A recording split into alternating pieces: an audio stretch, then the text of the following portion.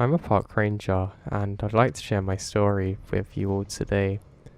More in the sense that I want to get some opinions on exactly what happened to me. I mean, I have my own view, but I guess in my line of duty, I probably think differently about threats and dangers, so I really want the outside perspective. I haven't really spoke to too many of my friends about these things because, well, even where I work, I guess like rumours spread really easily and things. I mean, it wasn't the other day that I told people at my job that I was going to be leaving soon, and obviously I didn't give them permission to tell everybody else, but what happened? When I go back, I get complete random people that I barely even speak to saying, "Oh, you're leaving soon?" Yeah, I don't know, it's something that's always annoyed me. I just really don't like it or appreciate it. I feel like it's a big breach of trust, and with something like this happening to me, I don't want that to be the case, but like I said, I want to hear what people think about my experience in my own words, not from the words of others who have potentially misconstrued of what happened, and the truth is what's important here. So, as I said, I'm a park ranger, but I'm going to be leaving the job soon. Now, it's not in the sense that I don't enjoy it like I used to, I just kind of need to evolve as a person, and I think being out there on my own was good for a while, but not for too long. I'm kind of like a social butterfly in the sense that I really need to be around other people, and as much as I enjoy being out there, it kind of becomes the same picture each day, and regardless of how relaxed I feel, I really feel like I need more. And I'm probably too young to have this kind of job in some regards, but not in others. So, I was stationed somewhere that we have a beautiful lake. Now, this lake is absolutely gorgeous. It's one of the most blue ones that you'll ever see. I can't remember exactly why it was so blue, but it was a really beautiful thing. Now, on the day in particular that this event happened, everything was going like normal. I was doing a number of my duties, and, well, in my country, one of those duties is to pick up rubbish that people leave behind and litter and things, however you guys say it. I didn't really have an issue with this, it just annoyed me because sometimes in the sun it would make bags melt a bit, and I guess you can imagine how bad that actually smelled. It wasn't a nice thing. But again, someone had to do it, and often it was us. Now, I started picking up some litter which is on the trowel, and this actually annoyed me. I think, why on earth do people want to trash this place? I mean, literally, that's all they're doing. But I have my little grabber thing, and I'm putting everything inside the bag. So, to be honest, I'm actually enjoying the time more than I expected to at this point. The trees are given a really nice shade now, so there was no need for me to rush trying to get out of the sun. I have a camel pack, so I'm just constantly drinking from this on my journey. Now the bag gets pretty full, but I kind of had like a holster thing I could hook it onto, so it would kind of hang off the side of me if I use that stick, if that makes sense. But it wasn't too heavy, it was manageable really. Now while I'm doing this, I do notice something strange. There seems to be some kind of diving suit. Well, at least that's how it appears to me. It's probably like, I don't know if you've seen one of the Batmans with Penguin, but the old one. You know the cat lady, the thing she wore in that? It was more similar to that, but obviously had been in the water at some point. Now, I stop for a moment and think to myself, well, we do get some people that go swimming here, but you wouldn't really want to wear this for that job. And I think this is pretty bizarre. Now, I've prod around a little bit, and I'm worried that maybe it's something weird that shouldn't be here. I gather my thoughts for a moment and realise that it's probably best if I just continue on my way. I'm going to have to come back for it another time. This is quite annoying really, because I have to go all the way back and get another one of those smelly bags to take this thing. I did try and lift it up originally with my grabber thing, but it was far too heavy and I don't want that dripping on me while I'm walking. It will not be a fun time. But I'm prepared for this and I continue on my trail. I get to a point where I decide that now's a good time to get some food in me and stop for a little bit. I'm eating some of my sandwiches and I've got some peanuts with me when I notice something drifting off in the lake. It's really bizarre. It kind of looks like some kind of boat, but it's definitely not a canoe. It's slightly bigger than that. But it seems to just vanish suddenly. It's almost like it sank down into the water, and I get a little suspicious of this. Now, bearing in mind that I'm actually seeing this through some trees, and I'm not 100% convinced myself that what I'm seeing is actually real or not. I also had my cool shades on, so that probably made it a lot harder. I take them off though, and I still can't see much of anything.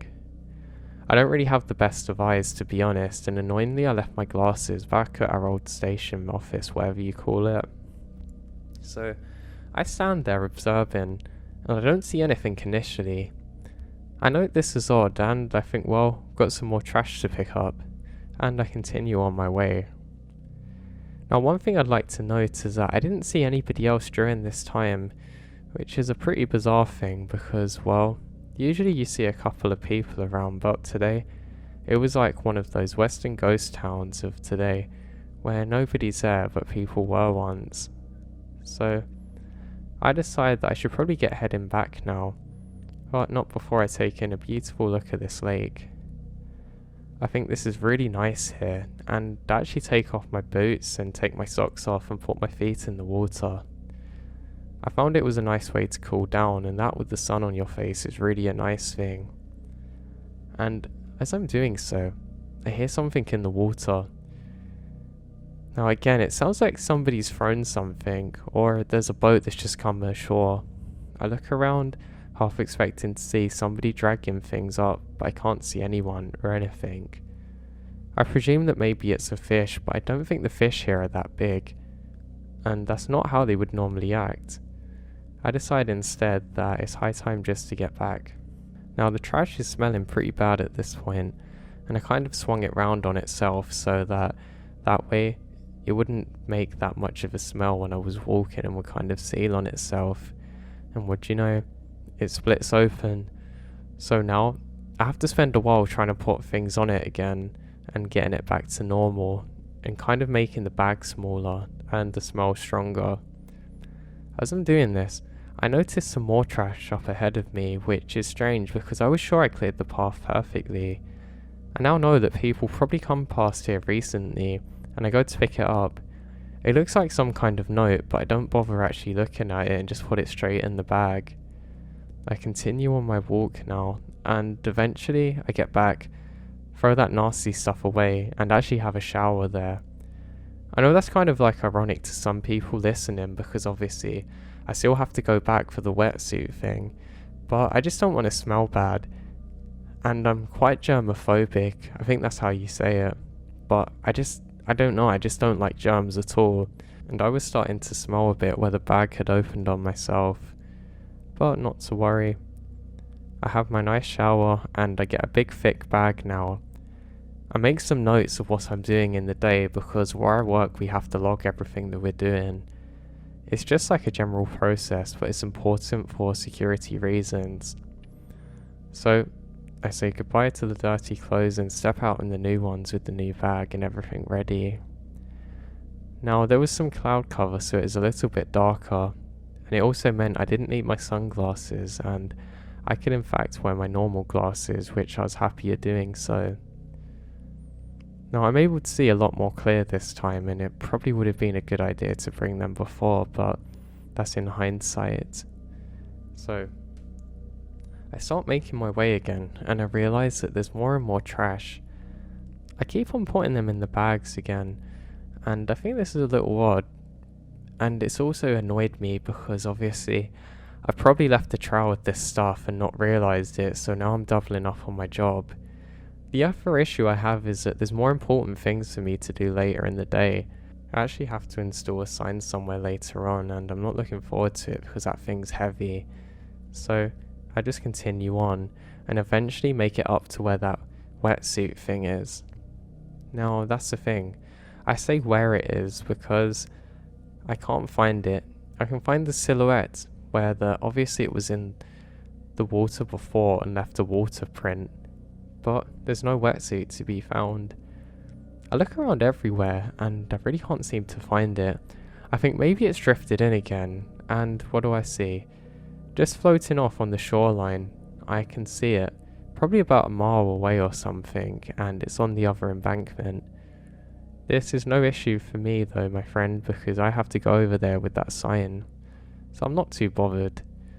I just think it's odd because it shouldn't have been able to slip down because it was actually on some high ground, but not the kind something could roll off of, so I think this is bizarre, but again, I think maybe I'm having a bad day and I'm going a bit senile, or I don't know. So I just pick up more and more trash, and that's when I notice something odd. It all seems to be paper with things scrawled onto it, and I think, well, someone must have done some weird art project, or it was some young kid that was doing drawings and their parents didn't want to take it home.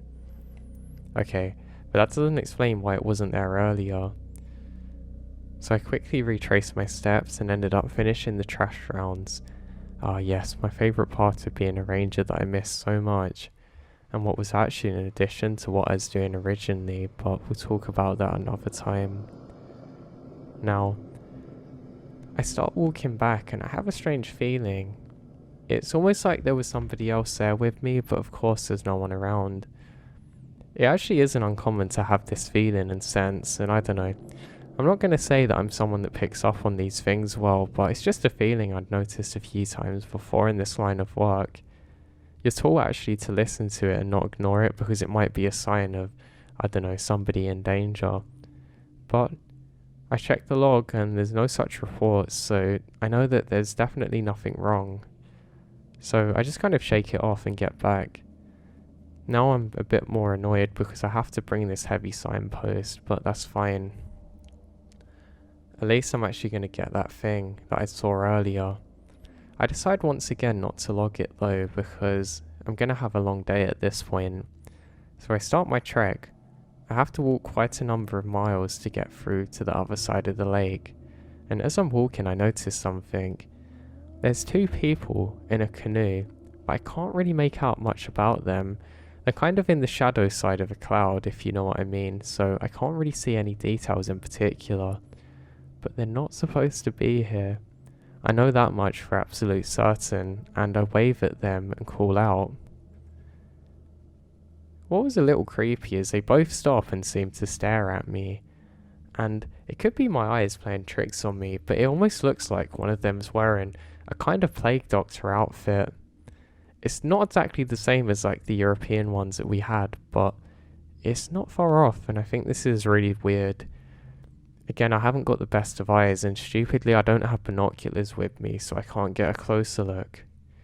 But I decide that I should meet them on the other side because I think maybe they're the ones who have the wetsuit, and I have a few questions for them. So I start walking now.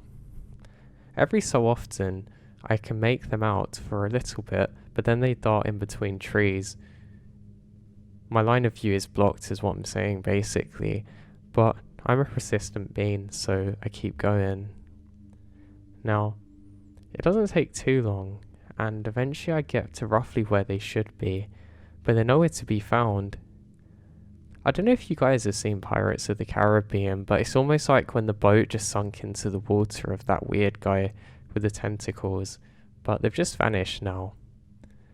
I'm not really sure exactly what to make of this, but I can only presume that yes, they have gone to the other side of the embankment.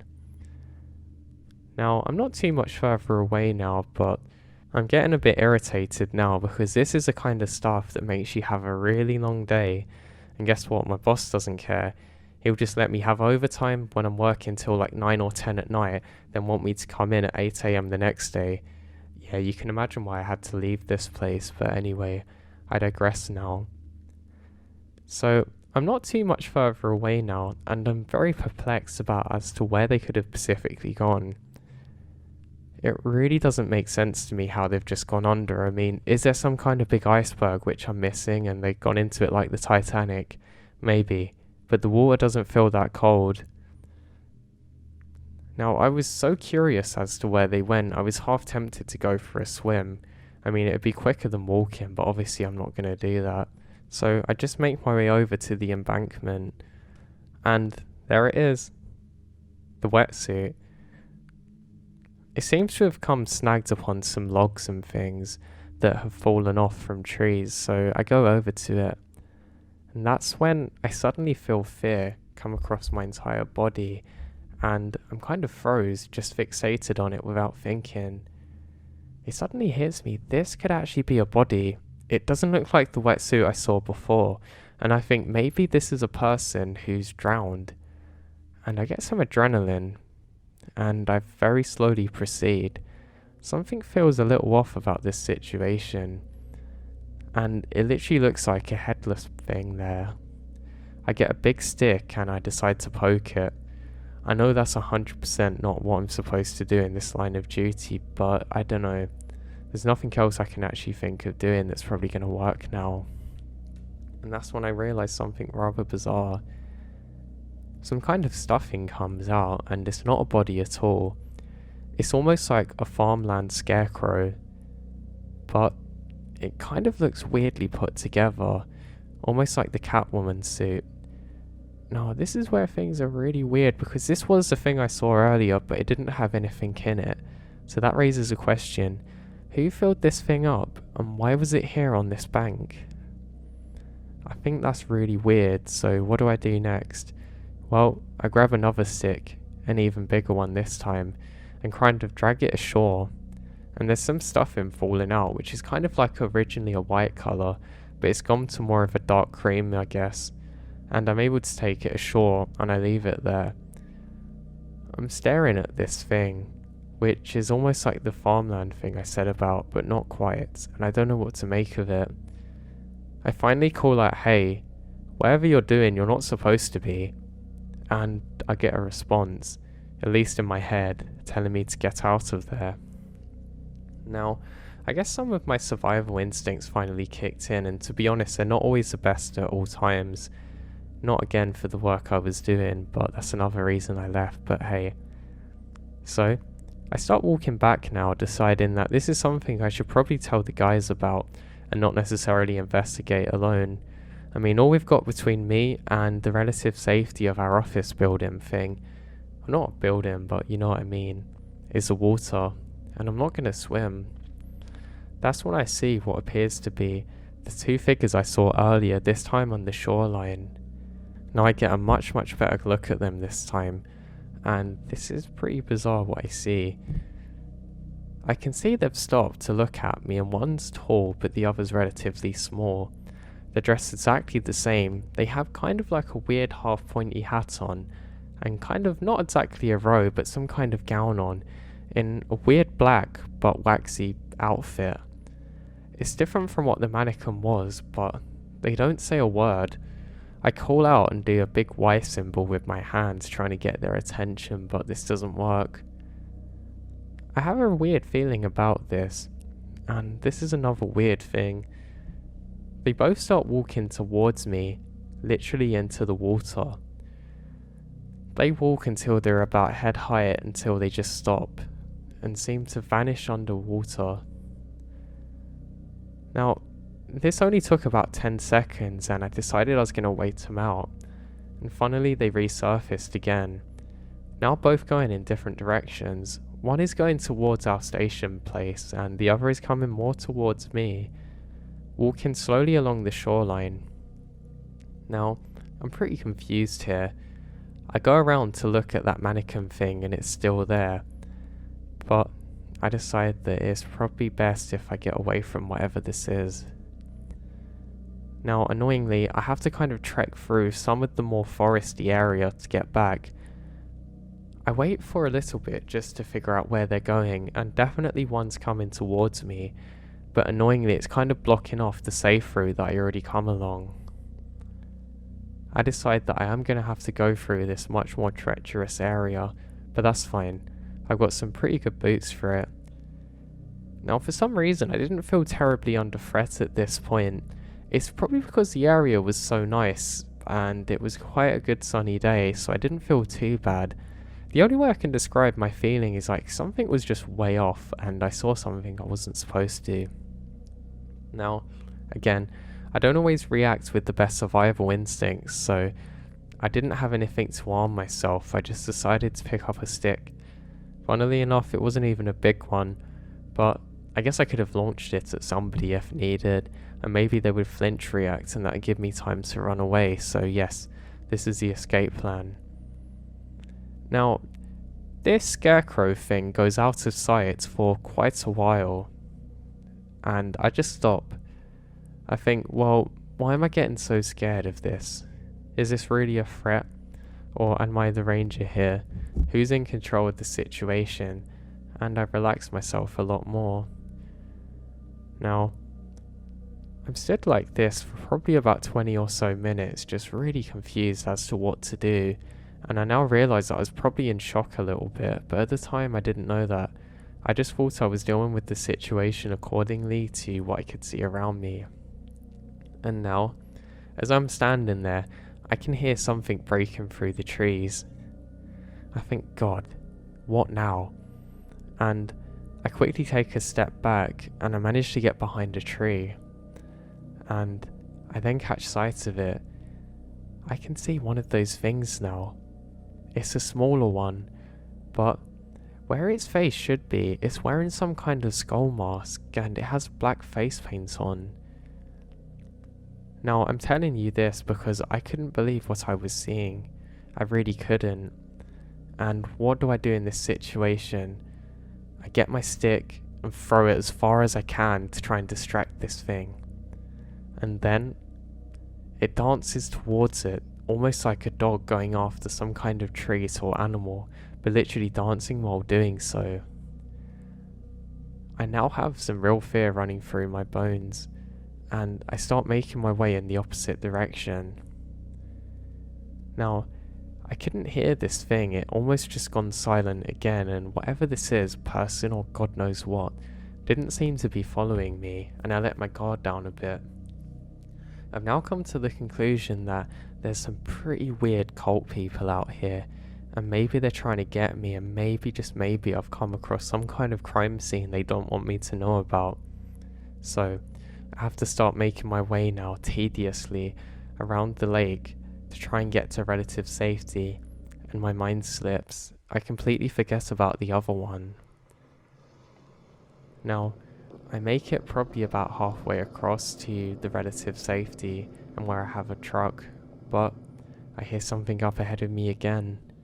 This time it sounds much more forceful and quick, so I quickly duck down.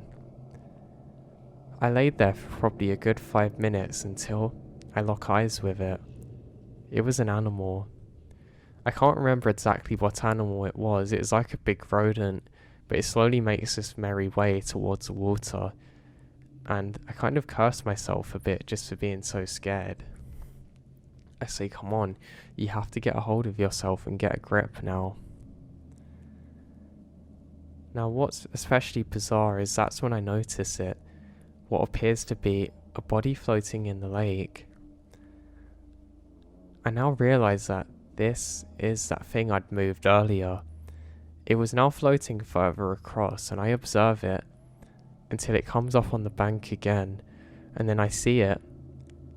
That person goes to grab it, but they're assisted by another one, equally as tall as them.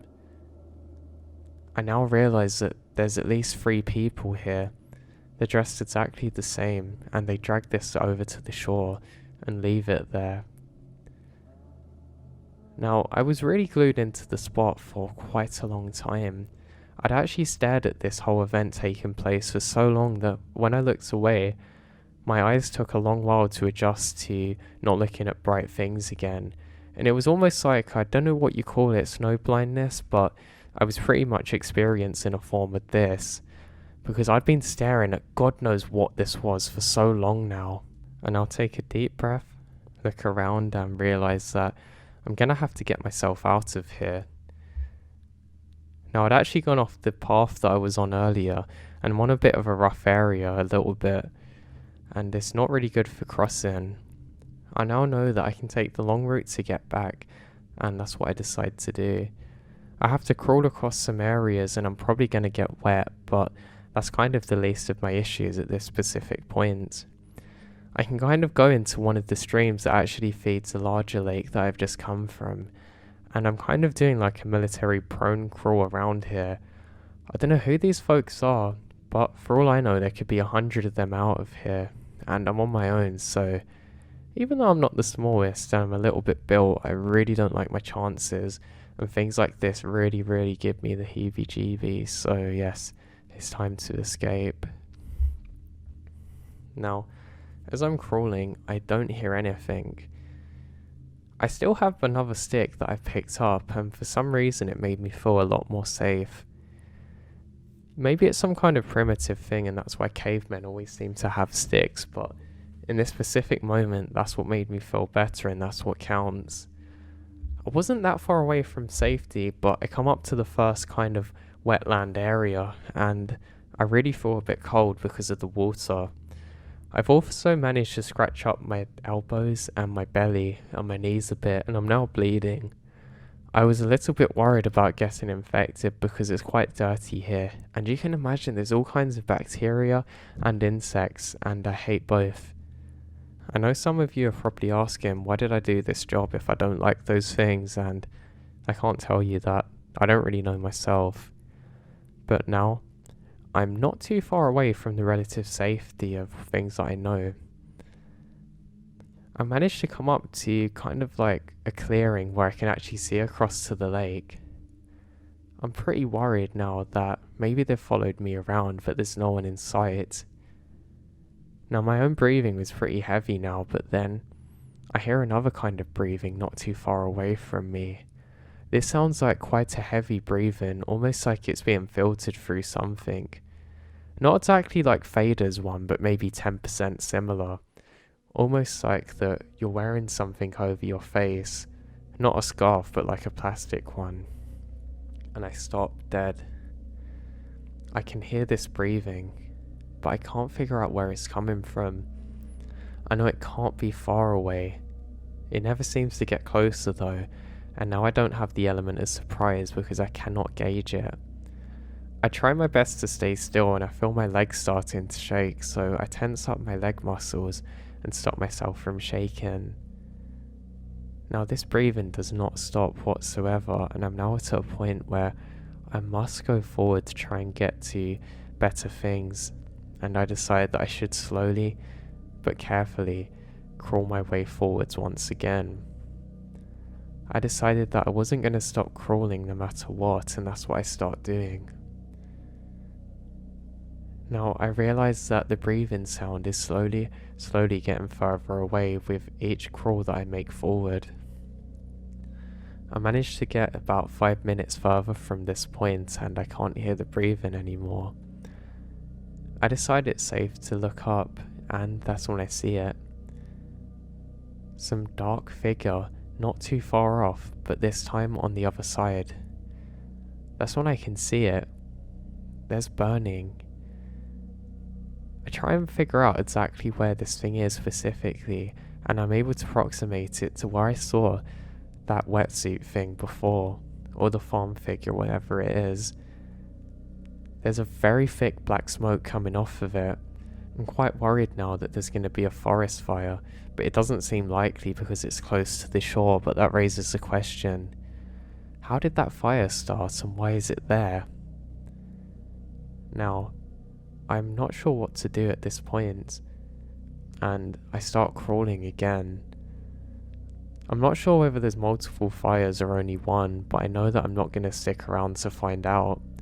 And I eventually crawl up to the point that I'm not too far away from the station now. I start to feel a little bit better, and then I feel it breathing on my neck. Now, I don't know if any of you have ever experienced this before, but my god man, it's like somebody takes your soul. It's almost like your brain accepts, maybe it's some kind of prehistoric man thing, but it accepts that you've been captured and you have a second to make a decision. So, with my stick in hand, almost like it was second nature, I turn around and swing as hard as I can, literally with my eyes closed, and there it is, whack. I feel a sudden pain in my hand, and I realise that I'm bleeding. My hand's now wet. I realise that some of the stick has shattered and splintered into my hand, and that's when I see it. somebody hits the ground with a large thud, and I can't make out a face, but they're dressed in some really weird kind of occultist outfit. It's like a weird dark robe, and then I get up and run. Now this person was pretty big, probably 6 feet and at least 200 pounds, but I couldn't stop to take in too many details, and before I knew it, I make it back to the station, and I actually take off my shirt to try and stop my hand from bleeding because I was worried I was going to bleed out. I quickly get in and scream on the radio for backup and help. While the radio's still on, I make a call out to the local fire responders and say that there's a fire here. I'm not sure what to do, so I quickly go to the kitchen area and get all of the knives and hide them away. I get the biggest one I can find and I grab that. I lock all of the doors and stay on the radio with my friends, who are also my colleagues here. They can't believe what I'm telling them, and apparently the fire people are going to get there first. I warn them that there's strange individuals out here, and they say they understand. It must have took about another 40 minutes though of waiting in agony before they finally get here. And once they do, I quickly point out to where the fire was. It's now gone out, and they say that they're going to investigate. Eventually a few others who work here also arrive, and some law enforcements too, and they say that they're going to take over the search from here. I give the exact location of what had happened, and one of the policemen who's first aid trained actually helps to get my hand patched up. I'd really hurt my hand, but luckily it wasn't broken or fractured, which is a good thing. Now, I ended up waiting in that station for quite a long time, until eventually the fire people come back first and say there's no signs of fire, just some ashes, where something was burned.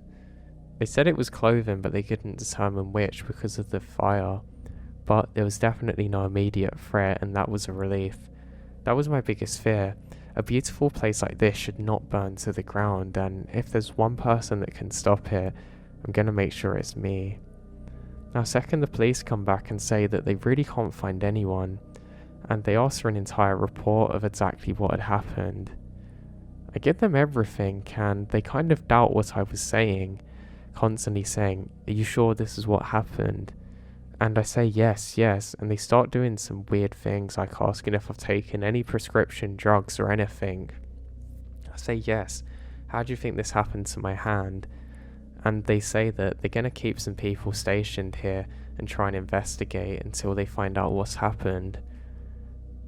Now, eventually I got put to a different area. In fact, it wasn't even to do with the forest, it was actually on the admin side. Eventually I had to leave the job because I just couldn't bear the thought of going back there. Now, we were never able to find out exactly how many people were there, or what they were doing, or why they were there. And since there's no reports of similar events happening, I can only imagine that it was some kind of cults doing some really weird, ritual or whatever they want to do out there. And maybe they were trying to capture me for some kind of human sacrifice or God knows what. I'm just very happy that I managed to stop at least one of those and give them a taste of their own medicine before they got me. So when I was in grade 3, my parents were going out for a drive with me. I believe we're going to visit my grandparents, and I would stay there for the weekend. We're in the middle of nowhere, out in farmlands of southern Ohio, and we're kind of hungry and thirsty, so we look for the gas station for snacks and drinks. Finally, we found a gas station.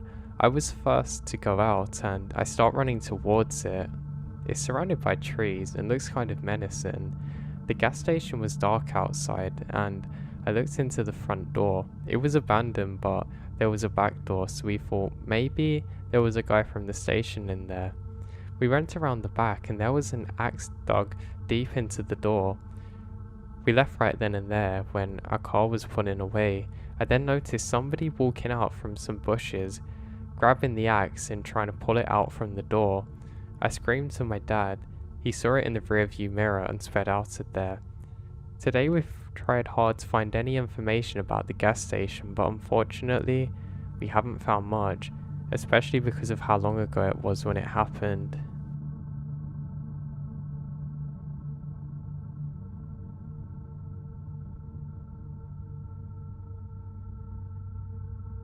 So, I was walking a section of the Appalachian Trail with a couple of buddies when we happened across a bundle of sticks. The sticks were arranged to look like a person. It was obviously placed by somebody, as it was in the dead center of the trail, leaning against a rock. I thought it was cool, so grabbed it and put it in my backpack. Anyway, we finished the hike and set up for the night in our camping spot. We were all pretty wiped out from the long day, so after dinner, we retired to our prospective tents and cocked in for the night. The next morning, I was the first one awake, so I got up to the coffee, and what did I find? An identical bundle of sticks to the ones that we'd found, sitting atop the pile of charred wood from the previous night's fire. The first thing I did was check my pack, and sure enough, the one I'd picked up was still there. Each of my friends swore they didn't put it there. It was obviously the same. It was weird because we're all adamant about not putting it in there, but I can never be sure it wasn't one of them messing with us. The thing that messes with me is the bundle I found in the morning was almost an exact replica of the one we found on the trail earlier, and I find it hard to believe that one of the guys could have made such a close replica without having serious skill. And it's not like either of us would have placed them one on top of the other on the trail beforehand for us to stumble upon, because we're way out in the middle of nowhere.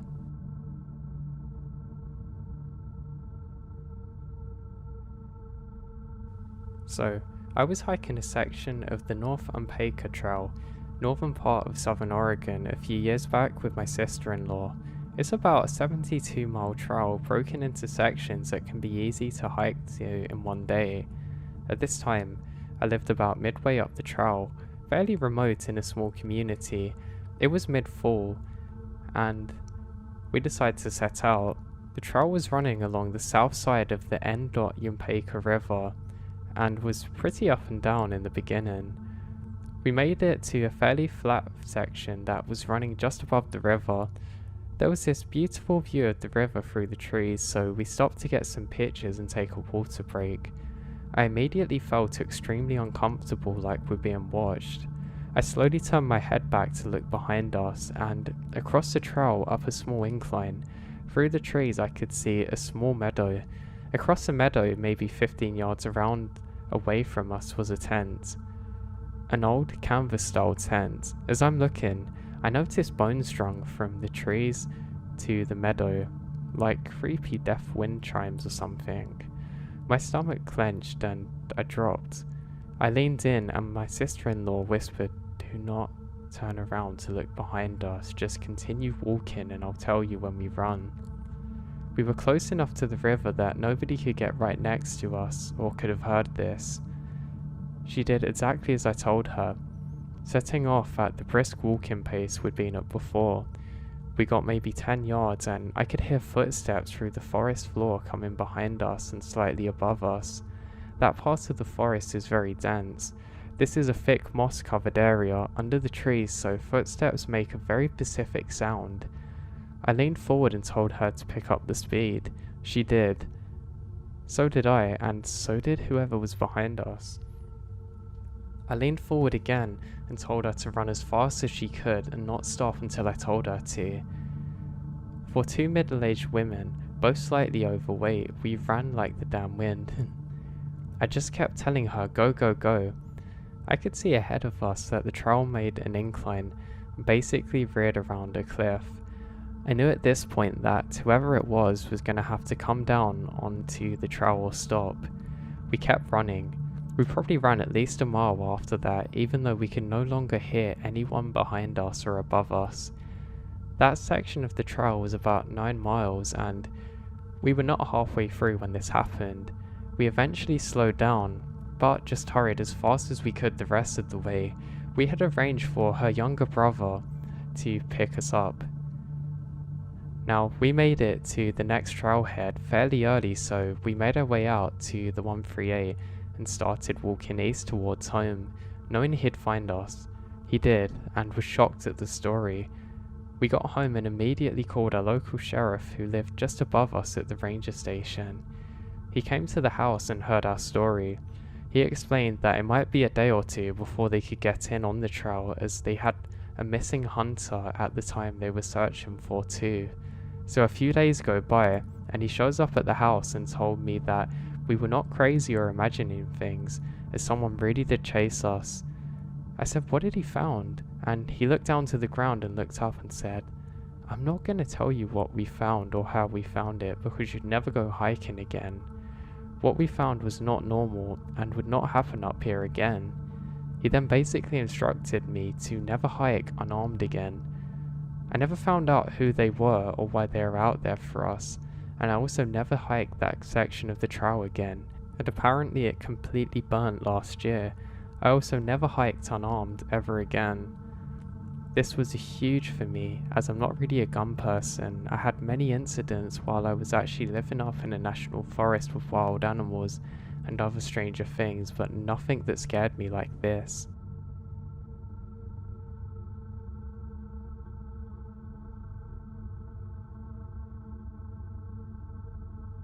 So we lived in the woods during quarantine. We'd spend the days there, storm or shine, drinking beers and picking up trash, swimming and just goofing around. We also started doing something that sounds odd to say aloud, but at the time kept us sane. We'd get in the woods, strip our socks and shoes off, and hike, since we wanted to get out to this little lagoon we'd find and lay out there. It was insanely meditative. I also absolutely loved barefoot wandering. It feels very nice and primal in some kind of way. Anyway, there we roamed like that. The more in tune we got with the woods around us, the better we'd feel. Without the chatter between us and the careless stomping of boots, we'd become a part of the woods in a weird way. Now, we'd surprise people pretty often without meaning to, passing within a couple of feet before they noticed us. It was like our guts started calling the shots. We could feel storms brewing. All the creatures seemed to stop minding us, and we walked like that. So whenever the woods went silent, we knew something was coming. It was one of those days with the thick skies and kind of electric air. It had been stormy out for a few days and the woods were pretty empty. We'd only seen maybe 2 other souls all day. Darkness had started to creep in, quicker than usual. We were heading out of the woods a bit, barefoot and knocking back the dregs of the warm beer, just chatting but not really saying much. I remembered we were coming up to this hill, and all of a sudden, it was like I'd swollen a snowball. I looked up at her, and she was frozen mid-laugh. Something was wrong. The woods were off. We were surrounded by murky shadows and dead silence, heavy silence and tense silence. Then we heard it. It was a metallic sort of sound, a kind of clanging that we can't really make out exactly what is. A metal striking stone maybe? Over and over. A bit further down the trail, squarely in between us and way out. We stood there like statues, tucked behind some trees, just listening, a shovel and some digging. We crept closer. I remembered how the sound made my palms itch. My friend's face was flushed red. I told myself it was being stupid. In fact, I had in my backpack a little spade that we used to plant flowers and dig up rocks and such. Who was I to judge this person? But then again, that was just a little garden spade. And as we got closer, it became clear that this person had a full-on shovel and was digging in the middle of the trail. I kept trying to explain it to myself. This person was just digging. It was dusk and a lightning storm was hastening our way. But we all cope with quarantine differently. And sure, it was odd to carry a big shovel out there, but maybe they're burying a pet or something. And sure, it makes no sense that they'd bury their pet in the middle of the trail, but maybe they're digging up a bike. And yeah, they don't have a bike, but like that, on and on in my mind, churning out possibilities but not really getting anywhere, and my gut was really in a knot now. We were almost on him now. I think it was a him. Though they're wearing a hat, scarf and whatnot, all covered in black, which is crazy for the summer. Maybe he loved that spot and that's just how he went there. My stomach hurt more with every step now. We were both shining in sweat, and the sound of metal striking the earth and stone seemed to be deafening. It's really a primal sort of fear, isn't it? Rooted deep in our guts and completely deaf to every excuse I was handing it. We were just wandering along 1 minute cracking jokes, drinking beer, and suddenly every neuron was firing and every muscle goes tight enough to snap. My mind is racing. I was taking stock of everything. 2 girls barefoot in swimsuits and overalls, 2 empty cans of beer, and I had a big bag of trash and my backpack full of stuff. My friend was holding our bucket of rocks, though we'd picked skinny flat stones. Not really for defense, but water skipping. I had a can of pepper spray buried somewhere in my bag, but to my dismay, I couldn't access it easily. It feels so insane looking back. I've never been in a fight, and I've never really raised my voice much. I'd spent most of my days talking to toddlers about emotional regulation, and yet here I am, suddenly getting ready for God knows what, tallying up what I could use as a weapon against a stranger. But all of the excuses I made for this person had suddenly faded away. Maybe my gut was wrong. Maybe he's doing one of a million things. Maybe he'd feel awkward and embarrassed and see us and bolt away. But what if it's right? What is the cost if I'm correct? If we walk past and he swings a shovel, then what? What would the excuse cost us? Something shifted and I don't know what. It felt like a high voltage situation. A single spark in a gas-choked room. My friend went white. Said the first word we had exchanged to each other. Don't look at him and run. We ran, crashed into the woods off the trail, close to the water. We could jump in if he chased us. We sprint in, literally leaping over boulders, ducking under trees, thorns and stones, and sticking into bare soles. I didn't feel them. Didn't even notice the blood on my feet until we broke out of the tree line. Later on, we tried to piece it together, tried to understand what had happened. We were completely confused and perplexed, and definitely felt a strange sense of invincibility while sneaking around the woods. It wasn't until we're home, bandaging our feet, that we felt that we'd got out of it. Now, God knows what would have happened if we didn't make it out of that situation the way that we did. God knows what would have happened if he had stopped shoveling and started walking towards us or chased us.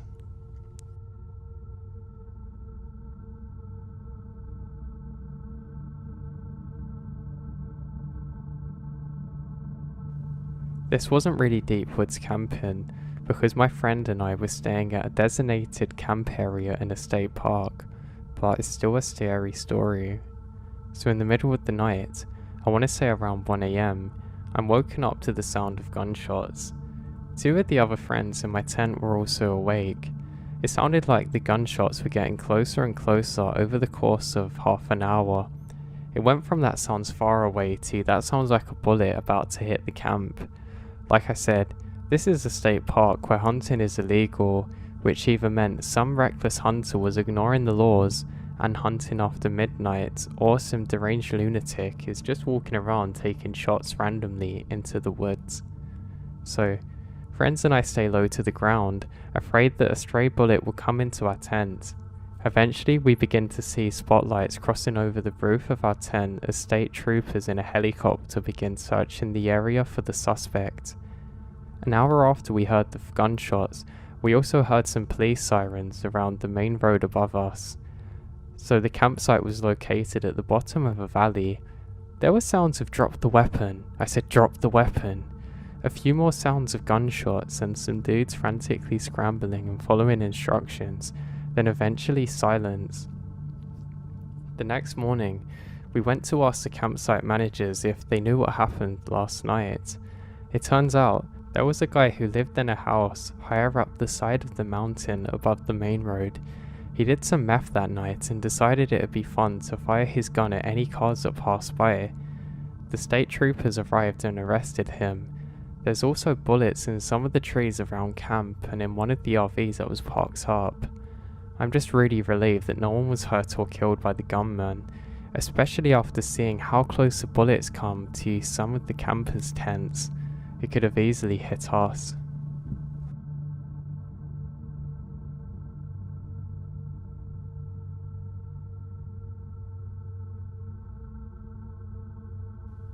Now, I distant hike when I can. Sometimes that means getting up early or staying out late to get as many miles in as possible. Sometimes walking in the pitch dark with a low light headlamp gets really spooky. I grew up in the woods of this area. I slept under a canopy of stars more nights than I can count. I've literally trekked thousands of miles of trail, riverbank, lakeshore, ridge, bottoms, bogs and creeks. I've hunted the game.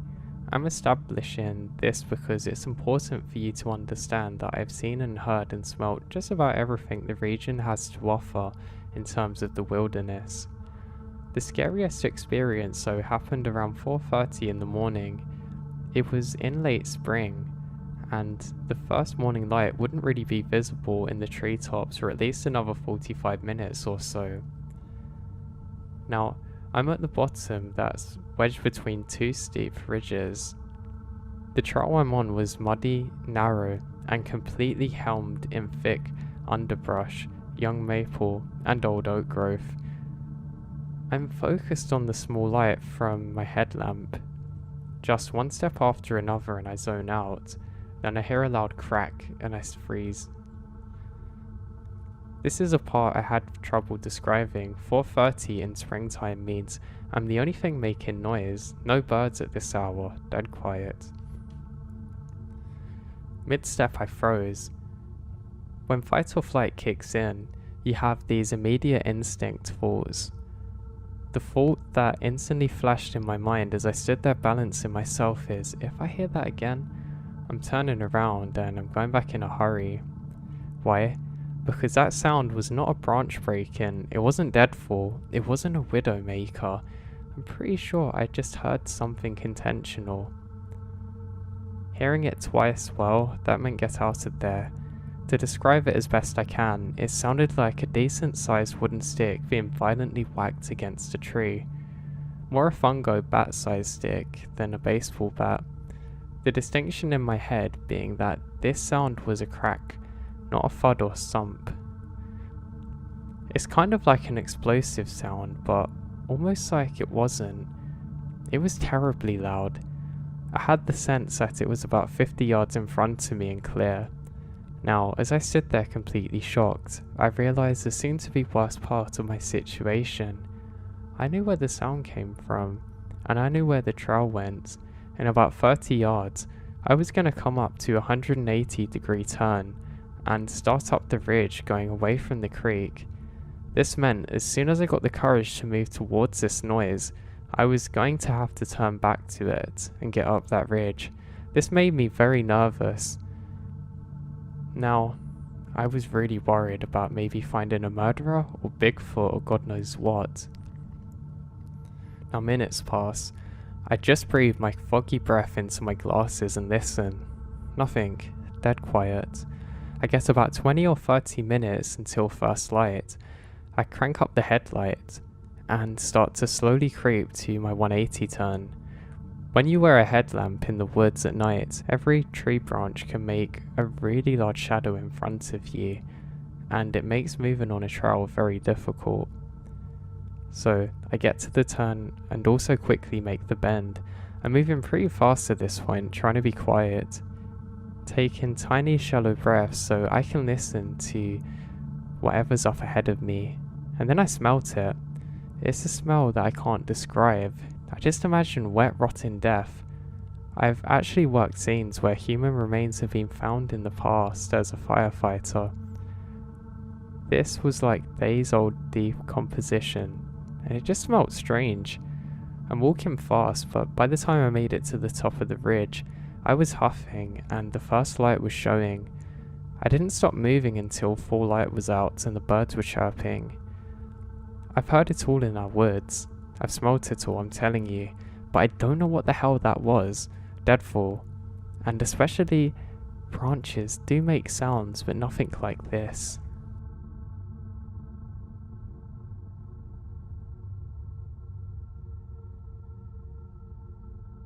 My family used to go camping with a few groups of friends when I was a kid.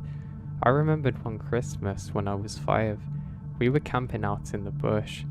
There were 9 of us in total at our campsite. We were allowed to wander through the bush. The parents would give us a walkie-talkie and tell us when to come back to camp. We never went far away.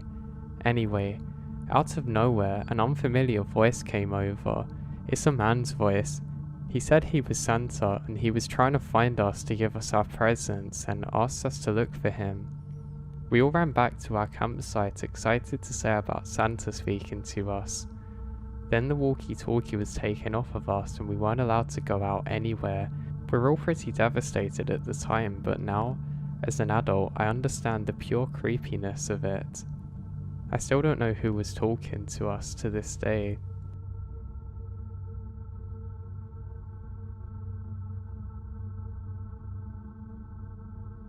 Now, I'm not exactly what you guys on here would call a park ranger, but it's basically the equivalent in the country that I live. I have a couple of stories for you today. Now, the first is actually from my childhood, one from when I was younger than I am now.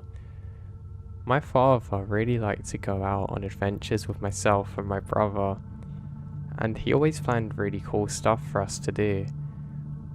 One of these trips involved us going out into the woods and going out camping together. Now, this was really interesting for us, and we'd never been out in the snow before like this, so of course it would bring new challenges, but it would also bring some new adventure. My other brother at the time didn't bother accompanying us, so it's just me and my dad, but I didn't mind it that way. Sometimes I find that my brother can be a bit self-indulged and only really listen or talk about himself and not really give you good advice back.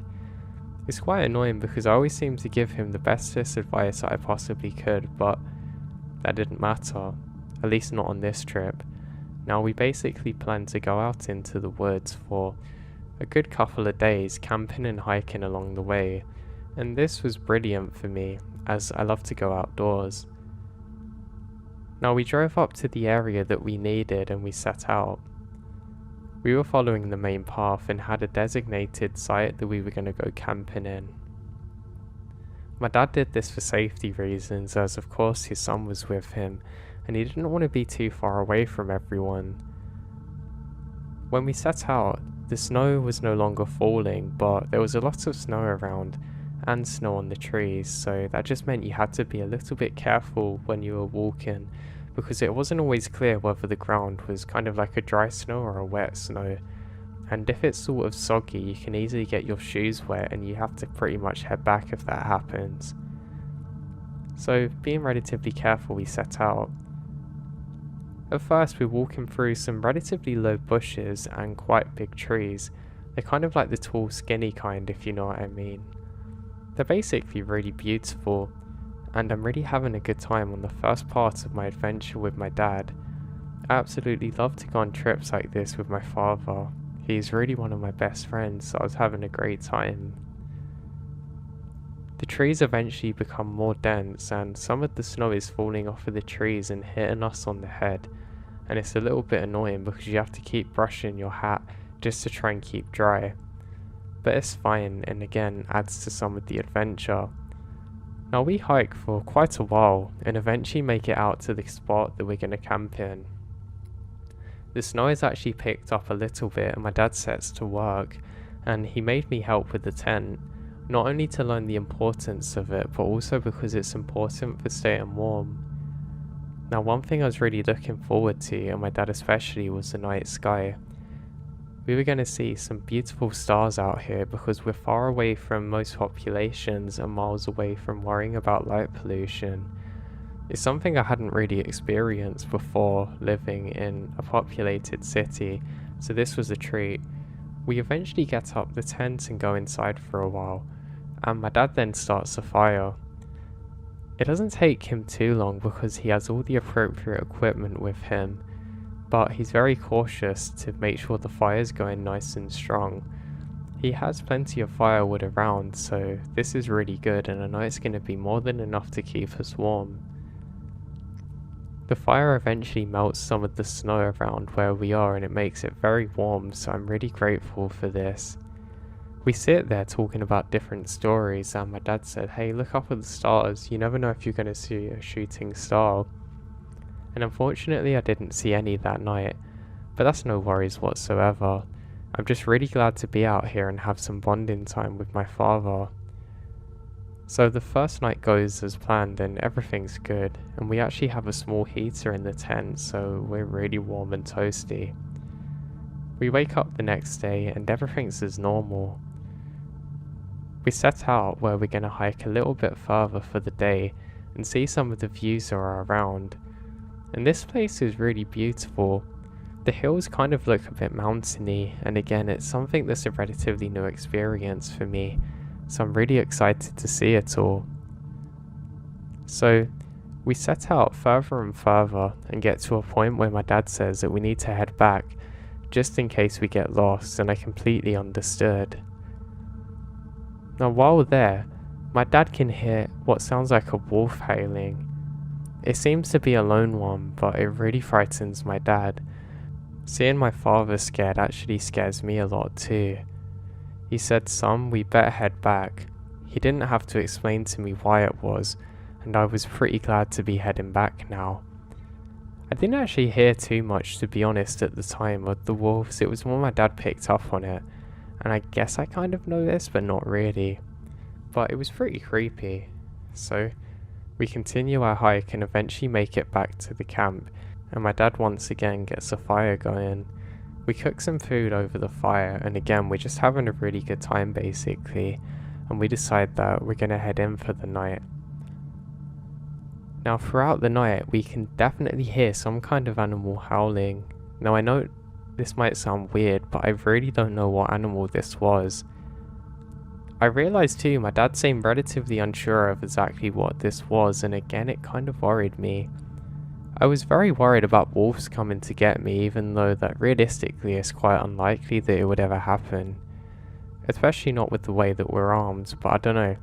It's just something kind of creepy that you don't really experience often in life unless you're in those kind of situations where you're in the middle of nowhere like that.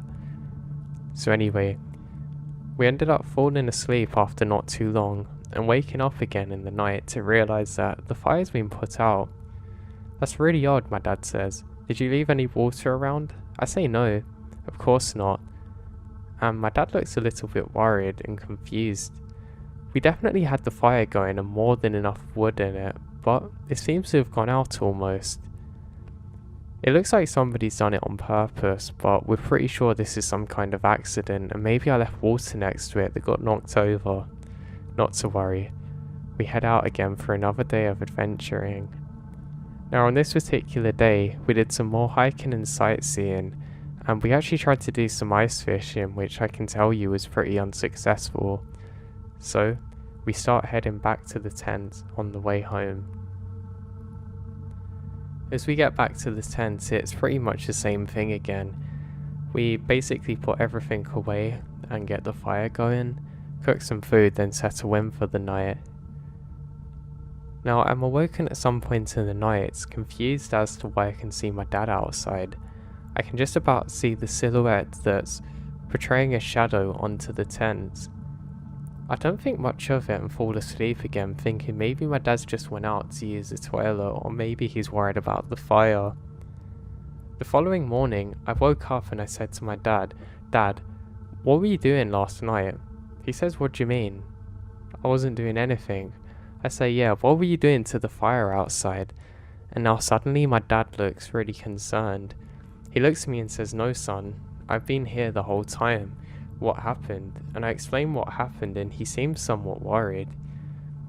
He says, "Son, it was probably just something in your imagination, so try not to worry about it too much," but worry me it did.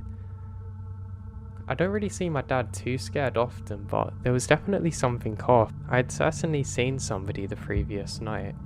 I don't know, maybe it's just where I wasn't used to being out there and I was a little bit uncomfortable and I was just imagining things. But this was pretty creepy to say the very least. So anyway, we set out once again and everything's as normal like usual.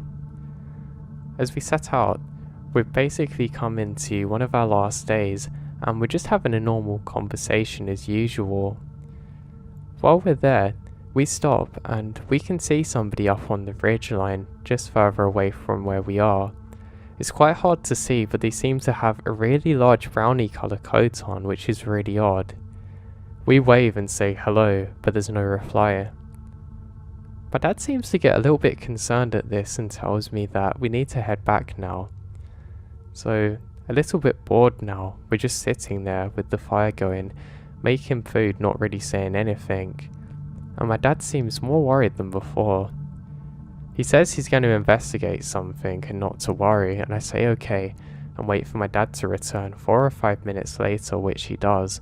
I say, "Dad, what happened?" And he says nothing, just get ready for sleep. My dad gets the fire going even stronger and we settle in for the night. We fall asleep and wake up the next morning to realise that the fires went out once again. Definitely by water, which is really bizarre. It can't have possibly been from the snow or the trees because there wasn't much around there, especially not in the spot that we're in. But how did it go out? This is really bizarre. Now we get our things together and head out for the final day's adventure.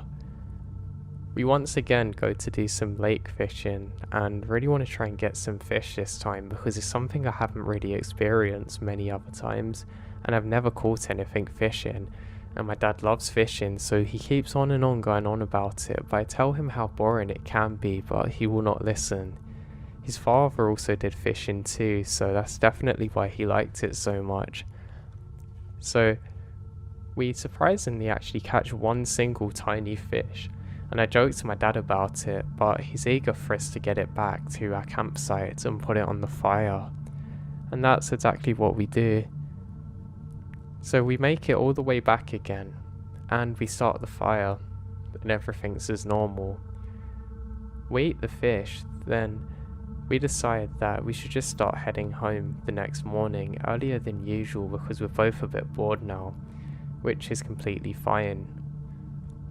As we're sitting there, just roasting some food over the fire, we can see a strange figure once again, just off in the distance.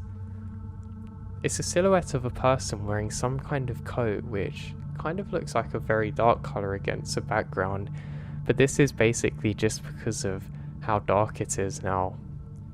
Now the stars look absolutely beautiful at this point, but they're not really casting enough light down on us for us to be able to see well. But it's definitely a person there. I joked to my dad saying it's probably a snowman, but my dad doesn't really seem to be in the mood for jokes. He then says hey, and shouts out hey again and waves, but there's no reply. That's when my dad says that he's going to investigate a little bit, and I trail slowly behind him. We can see whatever this figure is holding up some kind of stick to the sky.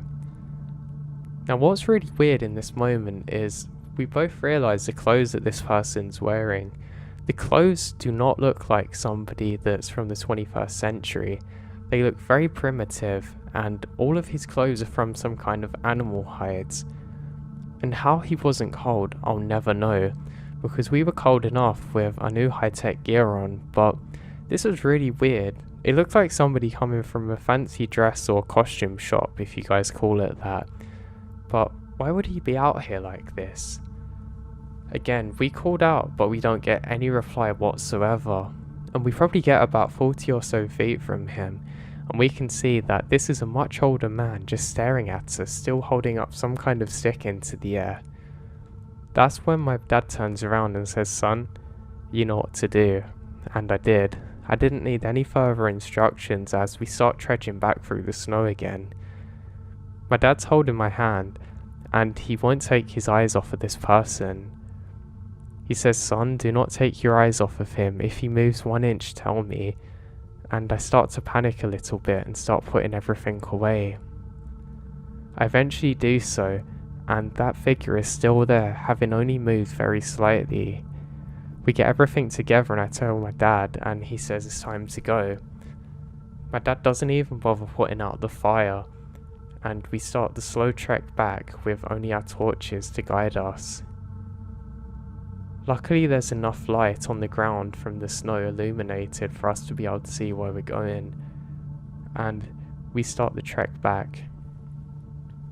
While walking, I keep looking over periodically, and that guy is still there, barely moving, until eventually he turns away into the woods. This makes us pick up our pace a little bit because we can't really see what direction he's going in, and I kid you not, we can hear the sounds of wolves once again. My dad still has his lights on because he thinks it's probably going to scare the wolves a bit, and he has his weapon ready. Luckily we make it back to the car and everything's uneventful at this point. We quickly get into the car, wait for a good 5 or 10 minutes, which has got to be the most terrifying part, while he's able to get the engine going and the car ready to drive. During these moments my dad tells me, "Please tell me if you see anything, son," and I promise him, and we have the doors locked. My dad still has his weapon in hand at this point, and thank God the car comes to life. My dad slowly turns it round and gets the car onto the road, and we start making the way back home. I say, Dad, what did you see?" And my dad tells me whatever he saw was definitely not a person. He then reveals to me that when he went off earlier in the day and before, he had seen the exact same figure that looked terribly dated and out of place for the situation they are in. He said it almost looks like he's bumped into some kind of time traveler, or we've bumped into them. We are both very scared by this experience, and my dad made me promise that I wouldn't say anything to my mum because he knew that she would never let us out there again. Now, we never did go back to there ever again afterwards. Looking back on it now and speaking to him more recently, he's revealed to me how scared he was at the time, and that he didn't want to show me how scared he was at the time, but he was really feeling it. Now, I'm certain we bumped into some kind of weird spirit there that we weren't really supposed to see, and we were trespassing on their land and they were not happy about it. It still remains one of the weirdest experiences of my life. Now, I've always thought I had some kind of connection with the paranormal, whether I wanted it or not, and one of those actually come from being on site during my job. Now, as part of my job, I had to go every so often to check out some environmental thing. I won't bore you with the details, but I had to check markers at certain points. Mind you, this is well into my adult life, so I wasn't as scared being out in the forest or parts of it relatively isolated from others. I always had the help of the other people working the same job as me, but it would take them a while to get there. But luckily we had our radios to stay in contact with each other, and this always made me feel a lot more safe than not. Now, I was on my way to one of these specific markers, and as I'm walking, I stopped dead in my tracks.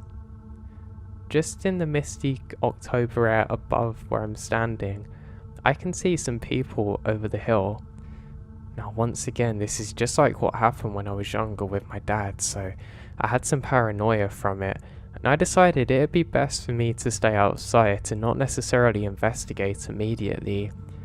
I quickly come off of the main road that I'm on, and face away from the sun and quickly go into the woods a bit. I stand so that I'm parallel with one of the trees, and just sort of out of sight. I wait for a good 4 minutes and nothing happens, but something was telling me do not move, and wait and see what happens, and that was just what I did. After another good 5 or 10 minutes of this, I eventually see more figures coming up the road. They get closer and closer, and they seem to be armed, causing me to duck down a little bit. Because of the mist, I can't really see exactly who they are or what they're wearing, but they eventually come closer and closer, and I think maybe there's some people lost from a party, because they're carrying some kind of big swords and have weird shaped helmets on them and long beards. They get a little bit closer, and I can see that what they're wearing is armor and animal clothing. I immediately have flashbacks to what me and my father saw that time. I then realise these look like warriors from a prehistoric time. But the strangest part is, I can't see anything below their knees. It's almost like they're hovering through the ground, which is the strangest part. At first I'm convinced that maybe this is just from the mist and it's kind of obstructing them, but then I realise it's not the case. Literally, it's like they're walking through the ground, which makes me realise these aren't real people. There's probably about 7 or 8 of them in total, and they don't take notice of me because where I am, and my god, I'm too scared to make it known. I wait for a couple of seconds and look around, just to see if there's any others I have to worry about. Now they're in absolute silence at this point. I turn back and they've vanished. Literally like they didn't exist in the first place. Now the craziest thing about this is there would have been no possible way they could have hidden in that time. So I know something was definitely up. Now after this experience, I immediately went back home and told my dad after my shift what had happened. I didn't tell any of the other workers initially because I didn't want them to think I was off my head, but my dad said, "Son, where was this?" And I explained the exact location, and he then revealed to me something that I couldn't believe. The path that I was standing on was once a medieval road that was discovered not too long ago and was buried about 2 or so feet beneath the path that had been laid more recently. So that would have made perfect sense as to why I couldn't see from their knees below, which is exactly what I saw. I think that maybe I have some kind of connection to the spiritual world, where I can see moments in time that others can't. Now, I haven't told any of my colleagues about what happened in this story per se because, I can't really be bothered with too many questions. If this had have happened and my dad didn't tell me that about the road before, I wouldn't have really questioned it, but knowing this, I can only possibly believe that it was paranormal.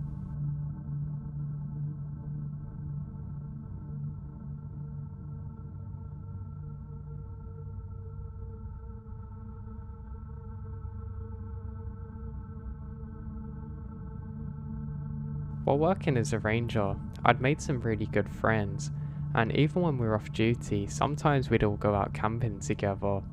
One of my favourite places that we'd go camping was deep in the woods somewhere, and it had some cabins there that you could all share and use.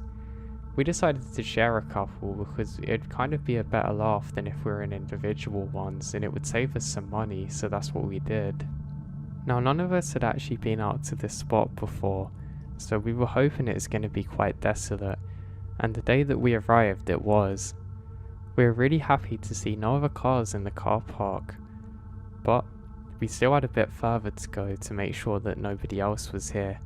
We had to hike for about a good 4 or so hours, so this meant we brought lots of water with us. The journey there was basically uneventful, and we're just sharing different stories. One ranger shared a really weird story about how he saw some lights in the sky that he couldn't really describe. He said apparently one night while he was on duty, he thought he was looking at stars through his binoculars when suddenly one of them started to move, then a few more of them moved and they suddenly vanished. We're all making jokes about his age and him losing it because he's someone who likes to go on about aliens and stuff all the time, but I didn't really believe it, thinking maybe it was some kind of satellites or fireflies or God knows what. He would tell us to knock it off, and he would get a little bit annoyed, so we tried not to joke about it too much with him. Some of the rangers had been doing it for years, and some of the others were relatively new like me. I was new to the job, but not necessarily new to being outdoors. I'd been a Boy Scout previously, and I had a couple of scary experiences of my own. One that I shared that was really weird was when we all went out on a trip one day with the scouts camping. I had to get up and use the bathroom. You had to go a little bit of a way to get to the outhouse, and I didn't mind too much because at the time nothing scary ever really happened to me, and I felt pretty invincible with my scout uniform on. Yeah, I don't know why, but hey, that was my mindset at the time. So I just got finished doing my business and I heard someone go, "Hey, hey." I stopped dead in my tracks because I knew nobody else had come with me. They kept on saying "hey" and I looked up and I could just about make out somebody at the tree line wearing all black. The voice was very deep and clearly this was an adult, and he said, "Hey," and my name, "Do you want to play hide and seek?" I said, "No, I should really be getting back now." He says, "Come on, your friends are all playing it too. You're missing out." Now, I knew for a fact this wasn't possible because all of my friends are back at the campsite, so I just turned and ran. I ran all the way back and smartly, or not so smartly, I immediately told the other guys what had happened and they all started panicking. I then had the sense to tell one of the elders there who was leading us, and he very quickly made us walk all of the way back to the car and called the police on the way. I never found out exactly what happened from that, but it definitely put some paranoia into me naturally. Then, another one of the scouts actually come up with a somewhat similar story to my own. He said he was actually playing tag this time, to which I joked, "You're probably the person out there," and everybody laughed. He said apparently they're all playing tag when he seemed to get lost out in the middle of nowhere.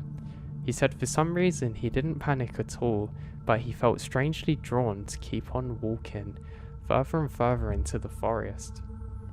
He said he eventually saw some other people just by a lake and went over to say hey, but something made him stop just before he could actually reach them. For whatever reason, and what he still doesn't know to this day, he decided to duck down and hide. And he said that while hiding, he realized that they were going to pass by him, so he basically buried himself amongst the foliage and tried to cover his skin as much as he could and just get out of sight. Apparently, while walking past, he overheard them saying, "I told you this isn't a good place to hide a body," to which the other responded, "I'm telling you, no one's out here and it's completely fine." Now apparently, he waited here for a good hour or so before eventually emerging. Apparently he sprinted back to the site and told them what happened, and nobody believed him. The craziest part is they stayed there and finished the trip, and they went home like normal, and he never reported it any further, thinking nobody would believe him. So yeah, I guess that kind of sets the tone for the kind of stories that we're telling each other. Now, I felt insanely confident being out there with so many different rangers, including myself. I felt invincible being out there on my own with that ranger uniform. Even though we didn't have it on this time, I still had that air of invincibility. So we eventually make it to the campsite in the cabins, and luckily nobody else is in sight. Apparently there was potentially going to be one other person that was going to stay there with us, but they ended up bailing, so they weren't sure if they were going to come or not, and that was fine. So we set in for the night and made ourselves cozy. We had a good time and eventually got a campfire going and made some food. Now, while we were eating, I looked back at the cabin and I said, "Hey, I think the other guys turned up because we can see a silhouette in one of the other cabins." I waved, but I don't get a response. I think maybe the person was facing the other way, or just didn't take notice of me and didn't think much of it. Now what was strange the following day is literally none of us saw this person re-emerge from the cabin, and we didn't hear much of anything. We periodically say hey when we walk past the cabin, hoping for someone to emerge, but it was really bizarre. Eventually curiosity got the better of one of the others and they went to go and knock for him and found the door locked. That was when we realised that nobody was in there, and nothing had changed since we'd last walked past it. Now, I think maybe, just maybe, my mind was playing tricks on me, but I was pretty convinced I had seen someone in there, and I think this is really odd. So the next few days go completely uneventful, and we have a great time fishing and just hiking and taking in some of the beautiful scenery around us. It truly was beautiful, and it's something that I really recommend people do, getting out into the great outdoors more if possible. So we head in for another night. As we're all laying there talking, getting ready to fall asleep, I hear a strange banging sound coming from just under my bed. It's really weird, it sounds like somebody's hitting it with a fist, but it's not possible. There's nothing below us. I think maybe it's some kind of animal that's tried to break in, or maybe it's the other guy outside, so I quickly jump up. I go outside with one of my other friends and we search the perimeter but don't find anything. That's pretty odd. We all think maybe it was just some animal that we didn't expect to be here and settle in for the night. And we wake up the next day like normal. So, coming towards the end of our trip, we have a usual day of hiking ahead of us, and we're just generally having a good time relaxing. One of us has a guitar with us and he's playing some beautiful music, and it sounds like the notes are reflecting off of the water near us, which was really beautiful, I have to say. So, we eventually get the fire going again and we're all telling ghost stories to each other. One of us is telling us about how apparently he saw a headless person when he was much younger on holiday somewhere in Europe. And again, we don't really believe him, but you can see he's getting really freaked out. He says apparently he was asleep at the holiday resort with his parents when they thought one of the hotel guests was outside, or maybe staff member. Apparently, his mum went to ask what was wrong, and a figure turned around that was literally headless and seemed to vanish. Yeah, I didn't really believe it much either, and we all joked about this and once again settled in for the night. Now I don't know why, something just felt different this time. Everything was normal around us, but I couldn't quite put my finger on it. Something just felt off. Now just as we're settling in, I slowly fall asleep and I'm awoken by a loud banging sound. I think it's one of the other guys who's outside who hasn't been able to get in, so I quickly get up. The banging then intensifies and there's slamming on the doors and windows. I look around and I account for everybody still inside. I don't know what the sounds are. I think this is really odd, but just as I go to get up again, I can hear the winds really picking up outside. Convinced now that the other person's actually showed up in the other cabin and wants to get in, I shout out, "Hey, alright, I'm coming," and go to open the door, but it's locked. Now I realise that something's really up. One of my friends says, "Hey guys, listen." You can hear the banging coming once again from under the bed that I was staying in. None of us know what to do in this moment, and my friend looks at me, absolutely terrified. None of us know what to do, and yet all of us are prepared for being in situations we aren't comfortable with. It's almost a surreal moment where you don't want to move, but you feel like staying still is not a good option. This went on for a good 5 more minutes with the banging sounds, and eventually the wind stops, but the banging sounds continue. It seems like it's impossibly dark outside until eventually it stops. We all remain in complete silence now, waiting just to hear if anything else is going to happen. Nothing does, and the bravest amongst us, one of my friends, goes and tries the door again and it opens. And the craziest thing? Everything's completely as it should be. And he looks around and there's no signs of any life whatsoever.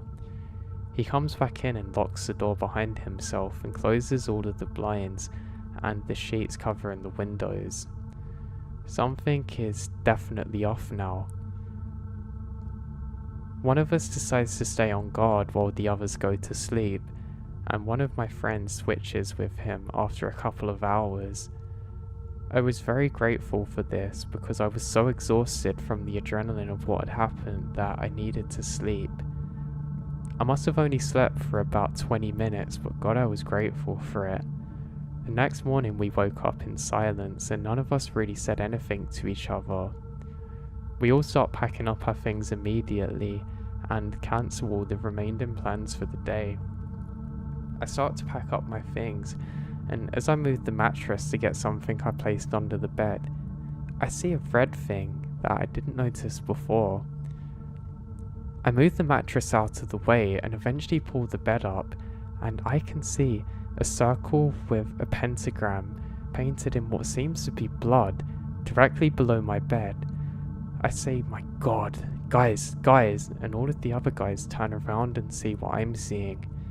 I'm not joking, I was literally sleeping directly above some kind of God knows what animal or person's blood in the shape of a pentagram.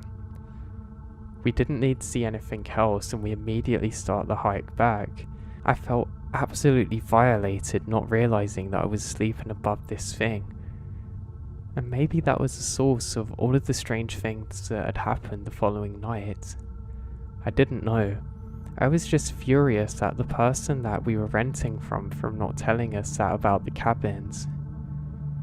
We eventually get back and I immediately made contact with him.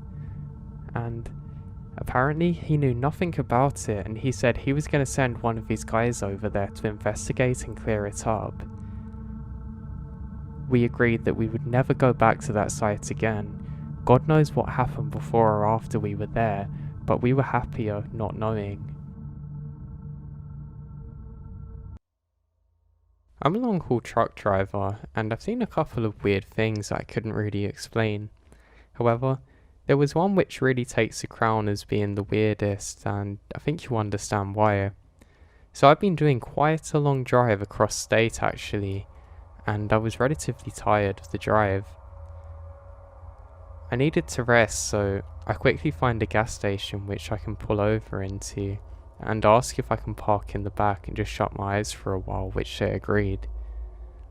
Waking up, I'm feeling far more refreshed now, and I set off again. I don't make it too much further before eventually I see somebody at the side of the road. They seem like they're in a lot of trouble and I stop to help. Now they're crouching over like they're injured, but when they turn, they're wearing a clown full mask. Now, as I stop, I do the window up quickly, realizing something's wrong. I look in the rearview mirror and I suddenly realize that there are more people moving behind, at least 3 of them. And then, somebody else pops up holding something in the road. I kid you not, there's somebody standing dressed as a clown in the middle of the road holding something that looks pointy. I immediately ram onto the accelerator and I aim right for this person. I'm kind of ashamed to admit it, but I don't care if they got hurt at this point. They quickly jump over to the side of the road and I speed off as quick as I can in my truck. I look again behind just to see if they're following me, and I see a group of 5 people all dressed pretty much the same standing there. They then begin to wave me off as I drive off into the distance. I then drove for a good 5 hours almost without stopping, until eventually I make it to another big rest stop where I pass out. I still don't know who they were to this day, or whether I was targeted specifically, but my god did it scare the life out of me.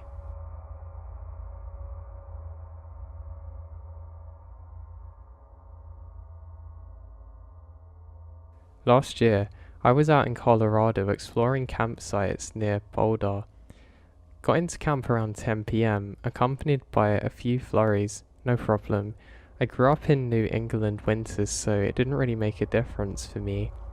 But I also wasn't having a fire due to the restrictions, so I got my SUV ready for sleep and got cozy with some Netflix. I was about to drift off to sleep when I hear something outside. Now, I'm used to the vulnerability of camping and various sounds at night. This was, and still is, unexplainable to me. Now, I hear crying, really disturbing crying, which seemed close to my car.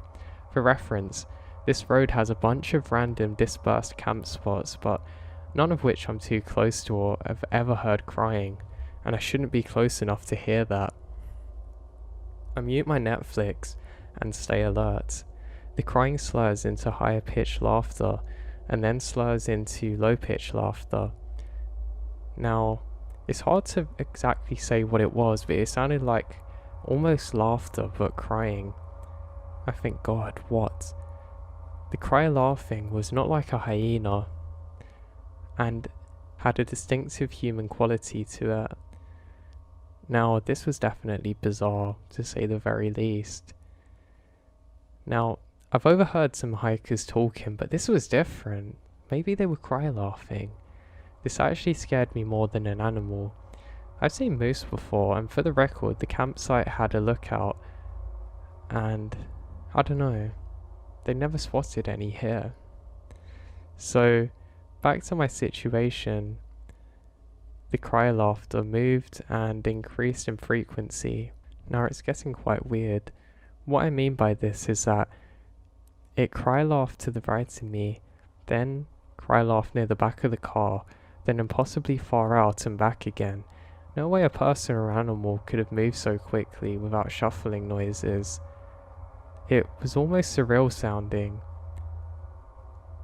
Now, hearing wildly unfamiliar weepings and sounds is really the stuff of nightmares for me. Now, the weeping seemed to be disembodied, and I was freaked.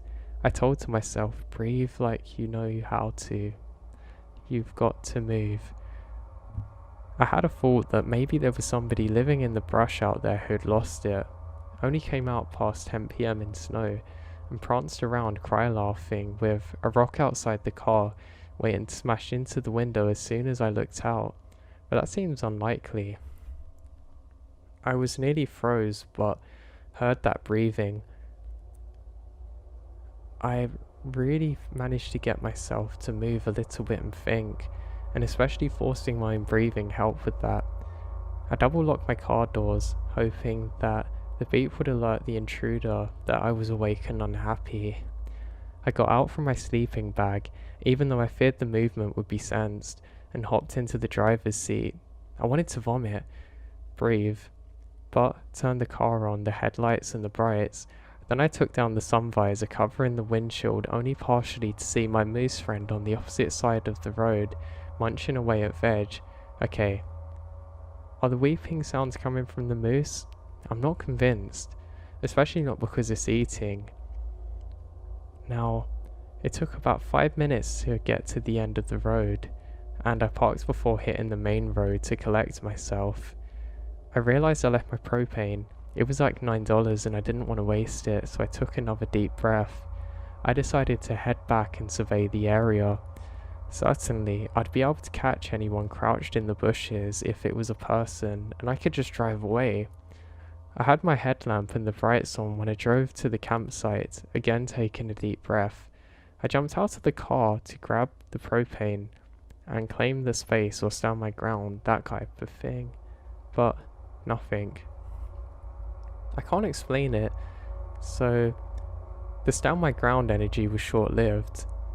It's after 11 at this point, and I'm just tired and uneasy now, so I'm out, onto a backup spot, and of course it's hard to claim down. All I've got as a possible explanation is a super calm moose started making the sounds, but I don't buy it. I really don't know what this could have been, or whether it's a crazy demented person out of there, but what's really bizarre is the way that the sound moved away so quickly and then reappeared again, impossibly quick.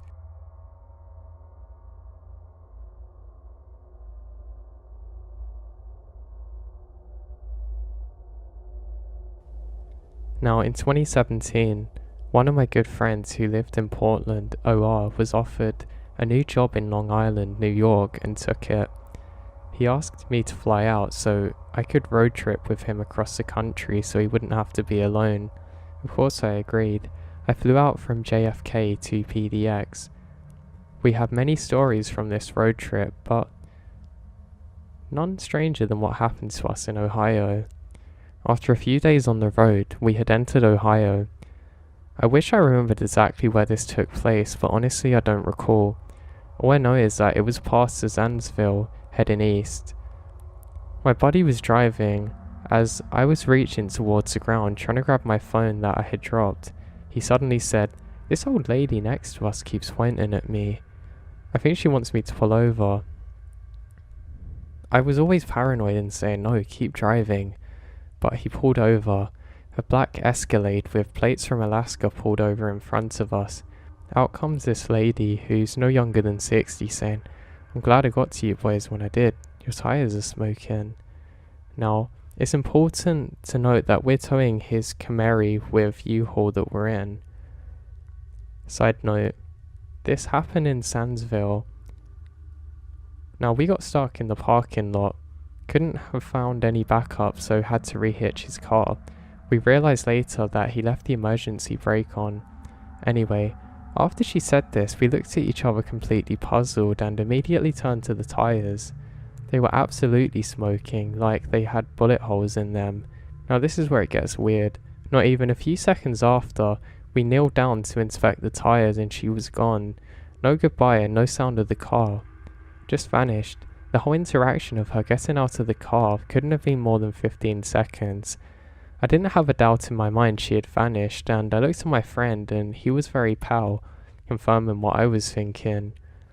I don't know for sure what could have happened if we didn't stop. I don't know if the car would have caught fire or something, but I'm not sure if she was an angel sent there to protect us. But the whole situation was very bizarre.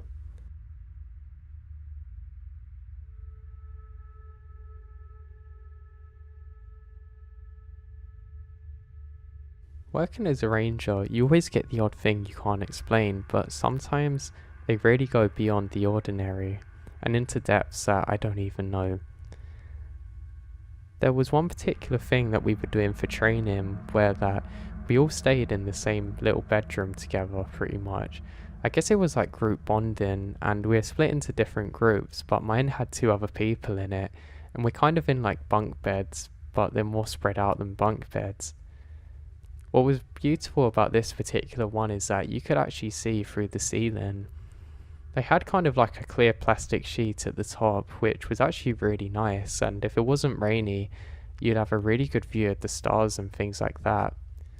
The window wasn't too wide, just really long and went all the way across, I guess to create natural light or something, but it was beautiful for stargazing. Now on the second day as I'm laying there, half asleep, I suddenly jolt awake and realise what I'm looking at's wrong. I can see somebody staring at me. I scream to wake up the other guys and say, look, do you see that? And then, one of my ranger friends jumps out of bed and stands up, and the other does the same, and I bolt up. We literally see somebody dressed in Victorian clothes floating slowly across from one side of the screen to the other without making a sound, literally floating. I don't see how anybody else could have done this because they should have surely fell through. And why were they floating? Even if it was somebody using a tree and a cable, there's no way they could have glided across so perfectly. Now, again, I'm not probably the most brave ranger, but I literally screamed. I flicked on the lights, and this woke up all the other rangers in the nearby cabin things they were staying in. They all come over, and they could tell something was wrong immediately by the expressions on our face. We then started explaining what had happened, and I can see one of them roll their eyes and all the others go back to bed. That left all of us in our cabin remaining just staring at each other. As you can imagine, we didn't sleep well that night, and luckily for us it was the last day we had to be there, and I was sure glad that that was the case. I still get spooked out thinking about it to this day.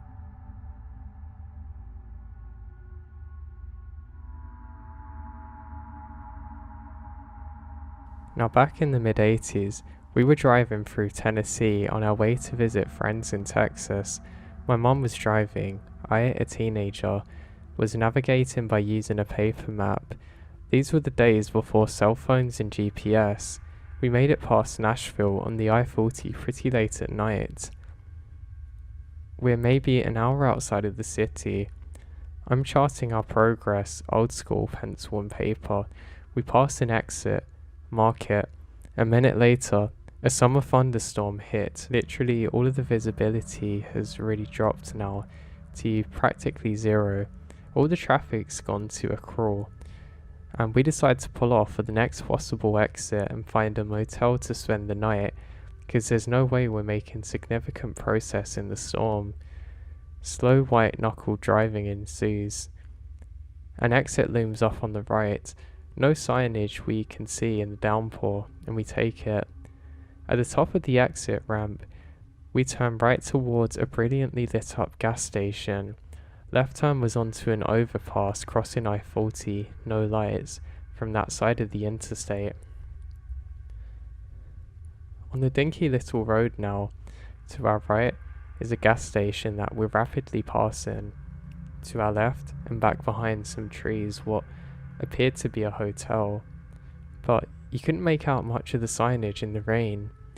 We drove past the gas station before we realised really that the road just ended ahead. The gas station was the only building on this side of the road. It went from 1.5 lane paved to 1 lane gravel to tired dirt track and grass everywhere. Now, we passed the gas station and there's only one turn off from this road. It was on our left. We took it and tried to back up and turn around back to the gas station. Unfortunately, the paved slope of that narrow one-way driveway turned off steeply into a mud pit. No backing up. My mum put the car into a low gear, turned hard, and headed back from the gravel road through the mud. We almost made it out, but we ended up getting mired. The front passenger tyre caught on the corner of an exposed concrete storm drain, maybe 3 feet from the road or so. Now out of the car, into the rain and mud, we walked to the gas station. The place was spotless, super bright, had 2 young men behind the counter. What sounds like one of Elvis's songs playing on the radio. Attendant's first word is, "Do you get stuck in the mud?" And they said it super enthusiastic. I mean, way too enthusiastic. Also, these night clerks were dressed in suits and they appeared to be about 30 years out of date. The whole place is weird. Admitting we gotten stuck, we now asked them, is there a tow company we could call? They pulled out a phone book and started talking to each other. Now, it's not a Nashville phone book, but like some little township. Population couldn't have been more than 100 from the handful of white pages, but the book had dozens of yellow pages of nothing but tow truck companies, like literally hundreds of them for this small town, too small to even appear on a map. Attendants had a friendly debate about whose turn it was to come get the car out of the mud. Decided to skip over the company who was theoretical next because there had been some kind of problem with the last time they were called for a tow. Made a decision on who to call and let my mum use their phone. More weirdness. Creepiness intensifies. Still storming, though less now. The tow truck arrives maybe 15 minutes later. Brilliant white. Not a speck of dirt or mud on it. I've seen vehicles in a new car lot that are actually dirtier. And 2 young men in the truck also dressed nicely when they step out. Freshly polished patent leather shoes without a drop of mud on them. Starched white shirts, paper hats and bow ties. It was definitely weird to see. Now we hike across the street to the next door to the mud pit where the car is stuck. The tow truck guys are horrified. They almost got out of the mud, they say to each other repeatedly. The subtext from their shock tone is clear. No one must have ever escaped the mud pit on their own. These people will have to take some sort of action to make sure nobody else gets as close as we did to escaping. They tow our car out, easy. We get back to the gas station, pay the drivers for their service. Tow truck drivers let gas station attendants know Mum and I almost made it out of the mud on our own. The attendants are horrified and shocked by this. By now, getting huge uncanny, weird vibes from all 4 of these men. And not just them, but the whole place is too clean and brightly lit, and too weirdly out of date. It was surprisingly good for a small town, and it just didn't make sense. Almost perfect, in fact. We are definitely in Creepy Town. If these guys were humans, they were definitely seriously off. If they weren't, they almost had their ordinary human act down to a pat. The tow truck driver drives off. Attendants turn, all friendly again, and ask Mum if we're gonna stay the night in the hotel across the road.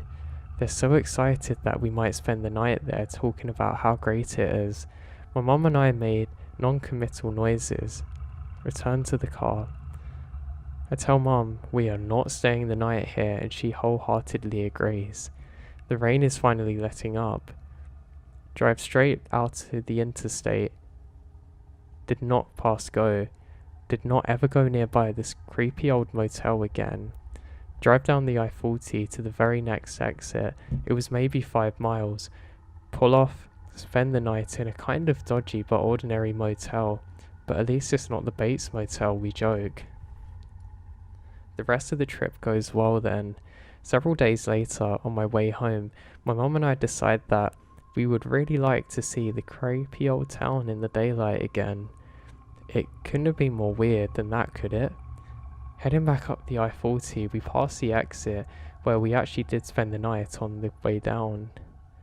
Start looking for the exit to the creepy town. Should have been about 5 miles ago, along with an overpass. We get 5 miles down, no pass, no exit, no overpass. 5 more miles before we eventually find the exit off the I-40. It's the one I had marked as being right before the storm first hit. Now, I've travelled many times on the I-40 since, often remarking that, hey, there's the exit where that weird storm should have been. I still don't know where it is to this day, and it almost is like it's just vanished.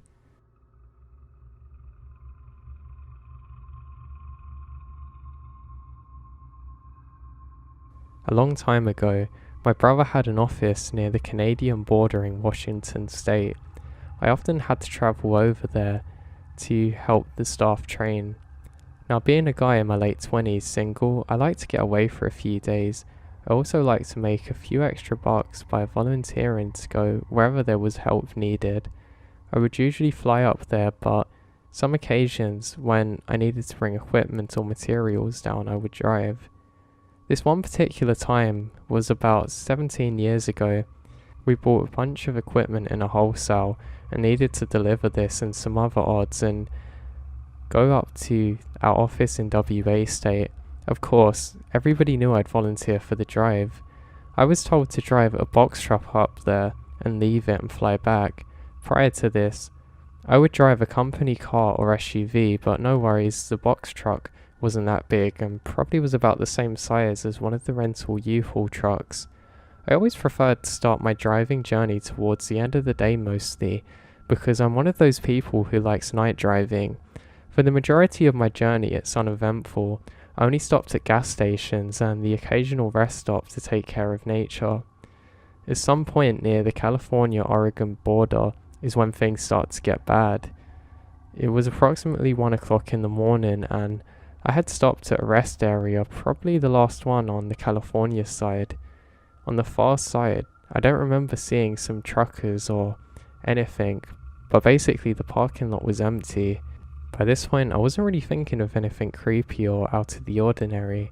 I got out of my truck, go into the restroom and take care of business. I wash up a bit and take my sweet time stretching my legs, but when I exit the restroom and walk over to my truck, I noticed a vehicle parked next to mine. I was literally like, this whole parking lot and this person pulls up next to me. Oh well, I jump in my truck and continue on the journey. For about another 10 or 20 miles down the freeway, my truck starts acting weird. Some of the interior lights start flickering. I don't really think anything of it. A little while later, all of the lights in the vehicle goes out. I mean interior lights, running lights and headlights. At this point it's about 2 AM and in some weird area of Oregon that I don't know, which is heavily wooded. I can't find a flashlight in the truck cabin. I get so angry, not sure of being scared, to be driving 60 miles an hour in the middle of what seemed like the scene from the Tales of the Dark Side, but I pound my fist on the dashboard and scream. Almost instantly everything come back on. It felt like a frenzy. At the next upcoming rest stop, I decided to pull over again, maybe from adrenaline or that I had to pee. I jumped out of the truck and went to the restroom, although this time I didn't take that long inside the restroom and walk back out of the truck. I remember my thoughts saying that I should stay inside, or at least wait before I attempt to continue at dawn. As I walk up to my truck, I see an older guy, kind of heavyset with grey hair. He's standing next to my truck.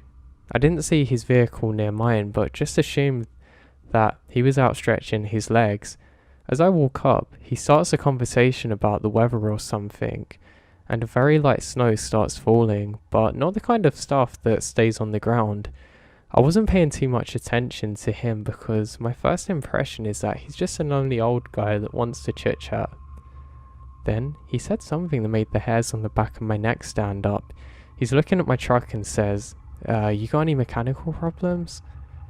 I stopped in my tracks and felt blood rush into my head. I just said no and keep driving and trying to stay away from him. He then tells me that he doesn't live too far away and I'm welcome to join him for a hot coffee, and if I need anything, I can even sleep there on the sofa. That kind of gave me the creeps, but I'm thinking to myself, if I need, I could use this guy. I thought I'm younger and stronger and not afraid to defend myself, so basically the conversation eventually ends with, well, I better get back on the road before the snow starts to really fall. As I'm driving away, I see that he's walking behind the restroom, so I think to myself, what the heck was that about? My mind is racing and retracting my last few steps, and how did this guy know I was having electrical problems with my truck? I suddenly think back to the rest stop in California, and that the car was parked next to the truck. Could he have done something to my wiring while I was taking my sweet time in the John? A few more miles down the road, no new issues with my electrics, but I decide at the next gas station I'm gonna stop. So I pull up to a gas station in Oregon. Now they don't let you pump your own gas, so I have to wait for another attendant and then decide to go in and get a drink. I paid, and as I was waiting for the fueling in my tank, I walk around to the truck and look for signs of tampering up near the front fender, and I see some smears, but not really sure if it's from the road, snow or what. I just tell myself, okay, you're freaking yourself out. So now I just jump in my truck and pull out of the gas station as quick as I can, make a turnaround and get back to the side where on the ramp I can actually see what's happening. I eventually make it to the exit and I see a car parked in the corner and somebody sitting inside. I think to myself, I'm just freaking out, seeing shadows in every corner. It's just a few hours until dawn, maybe in the morning. I'm gonna laugh about this. I'm being followed and set up, maybe? Did I interrupt that old guy when I come out of the restroom so fast? Was he actually waiting for the right time and place to kill me?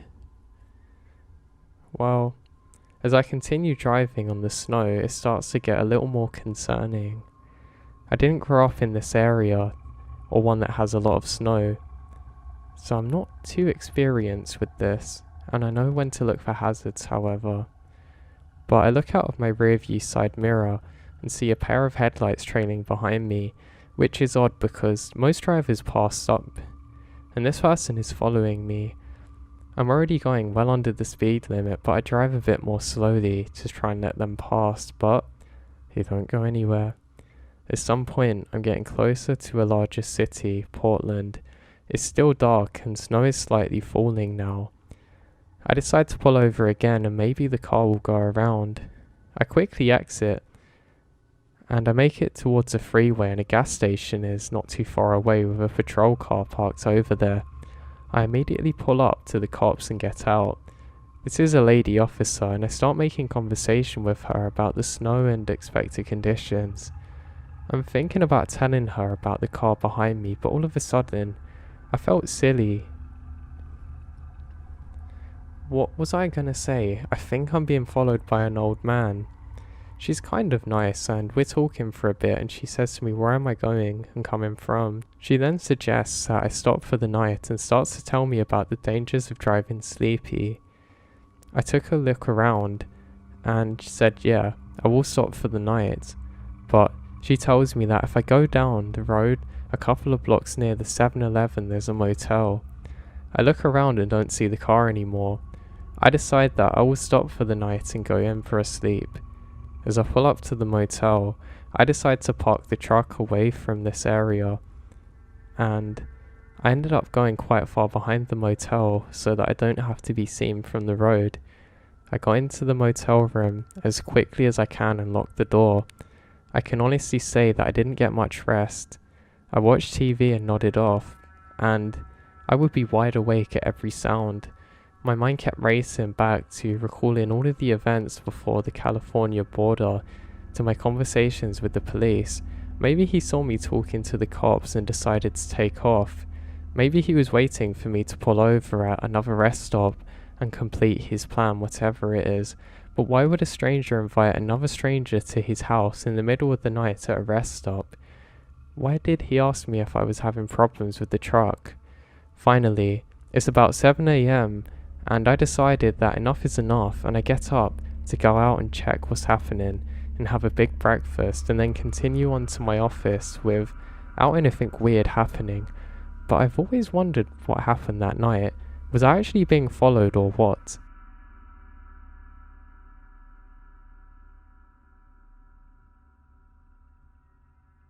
I was helping a friend move, and I needed to drive quite a long way for this. I'm somebody who didn't have that much of an issue with driving long distances because it was something I actually done for my job, and I had quite a lot of room in the back of my truck, so it was a relatively easy thing for me to do. Now, driving at night wasn't always something I was necessarily confident with, however.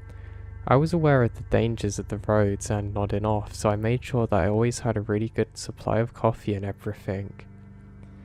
Now, at this point in my life, things were going pretty good, but not really perfect, and I felt like it was lacking in a couple of areas. And there was a number of things that I wanted to change, and I was a little bit confused about, so I thought maybe by going on this trip, I was going to kind of clear my head up in the journey and find enlightenment or something.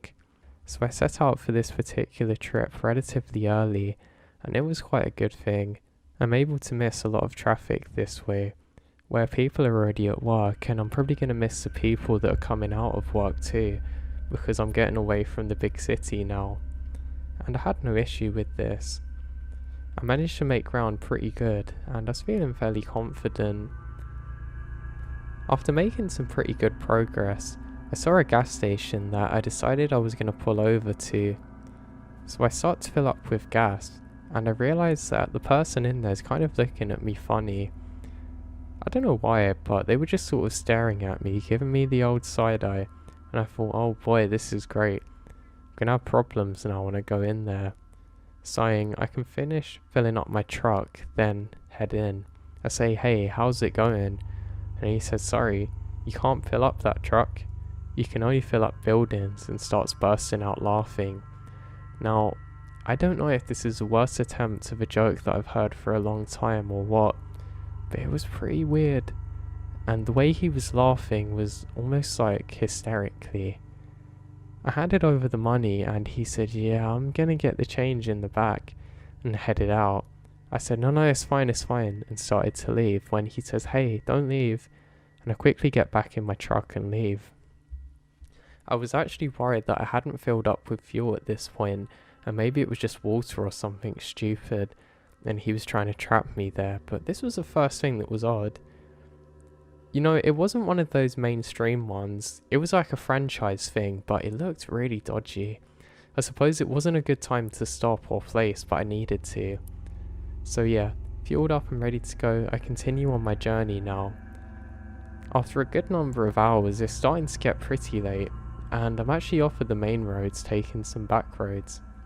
I do this for a little while, and I don't see any other cars, until eventually one shows up. It's kind of half trailing behind me, but just keeping out of sight, so it's quite different than anything I've ever experienced before. It kind of looks like how I guess you'd imagine an undercover cop car following another, but it wasn't a cop car. It was a really old rickety thing, and I couldn't really see much of it, just other than the fact it was a bit rusty. It didn't even have good headlights, it was that bad. Now, I started to go a bit slower so it could overtake me, but it just held right back. Now again, I go even slower, hoping that this thing won't follow me, but it still held back. I now resorted to pulling over to the side of the road, putting my hand out the window and waving them forward. I waited and waited for probably a good 10 minutes or so, expecting them to pass, but nothing happened. I think this is extremely bizarre and start the car again and head on out. Not actually sure where they've gone. I just presumed that they'd stopped for some random reason or headed back, which would be weird regardless, but there's not really too many other things I could have imagined it being. Now, pretty keen to get off of the dirt roads, I start to pick up the pace a little bit and occasionally have to put my main beams on because it's quite dark here. But of course, it's not too great for your car battery to do so all the time, but I didn't have much of a choice. I even nearly ran over some animal, but managed to stop in time. But eventually I make it back to civilization, and I think that's the last I'm going to see of them, whoever it was. Now, at this point I'm starting to run low on gas again. I'm pretty convinced whatever I filled up with before was somehow diluted and that I'd kind of been scammed a bit. But I got further away from them, and that made me feel good, so I wasn't going to complain too much. Now as I'm driving, I can see another gas station up ahead. Now, if the other one wasn't the best, this one that I was looking at right here made that look like the Ritz Hotel. It was really bad. But again, faced with not much of a choice, I had to go in there. I made a note to myself that I had to plan these trips a bit better around getting the correct fuel, because I can't keep doing this. And I didn't know how many more times this was going to happen on the trip.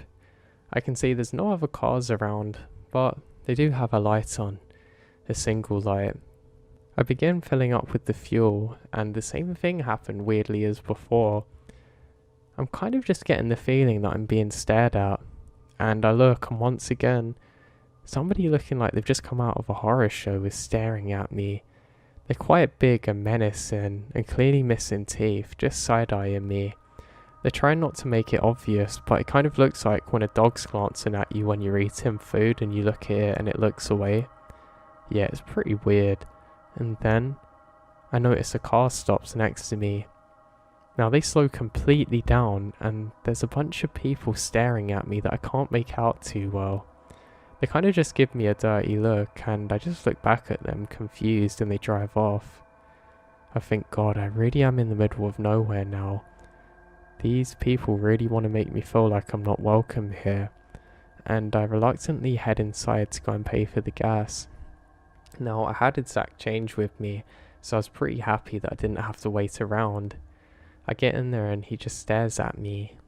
I say, hey, and he says hey back in a low voice like he's completely detached. I then realise that I really need to pee suddenly, and I quickly ask the guy if I can use the restroom. He says yeah, that's fine, it's just in the back there. And I head over. Now this restroom is extremely dark and in horrible condition. There's only one cubicle thing and a small window near it. There's one light too, and if you close the door to the toilet it kind of blocks out the light, but that was the least of my concerns. I head in and relieve myself and go to leave when I realise the door's stuck. I think, God, is everything going to go wrong today? I kind of punched on it a bit and pushed it, but it would not budge. And that's when I realised something was wrong. The lock didn't actually go on properly. I say, hey, can you help? I'm stuck here. And that's when I hear the sounds of footsteps. And I can hear breathing. And it's not just the sounds of one person, it's the sounds of multiple people. I kind of go down and I can see at least 5 or 6 feet all surrounding the cubicle. And clearly somebody's leaned up against the door. I bite my hand trying not to scream as I try and figure out an escape plan. I realise that I have to pretend that I'm going along with it and say, hey, I'm going to try and open the door again, just wait. I slowly tiptoe onto the toilet then, and I try and think of options how to escape.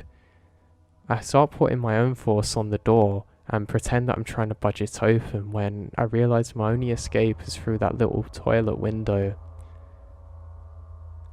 The thing is, I don't know whether I'm going to fit through it, but I don't really have much of a choice.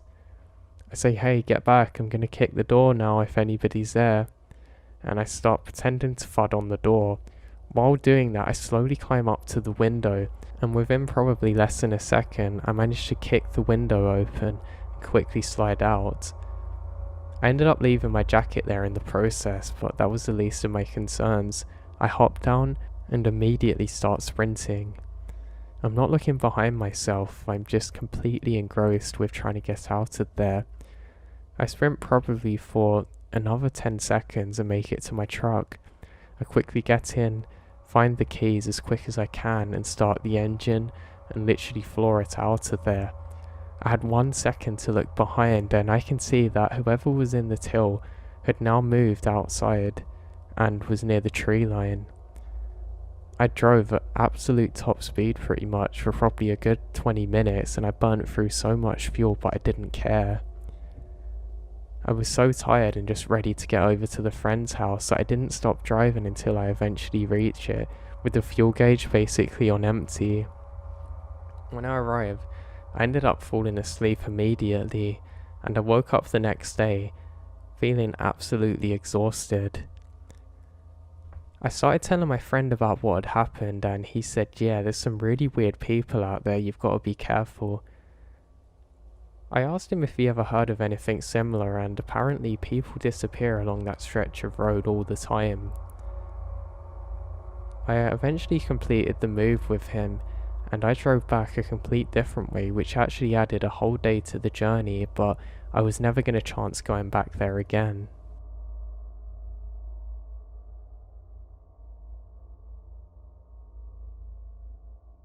Now, I've always wanted to try the car life thing after watching so many people who have done it before, travelling around the country, and I lived in Fort Lauderdale for 5 years and thought I would be stuck there and that was it. Then the pandemic hit and I checked my bank account and I was back paid thousands. Before I know it, I'm packing up all of my stuff and the landlord said I could leave all my furniture that was there and that's fine.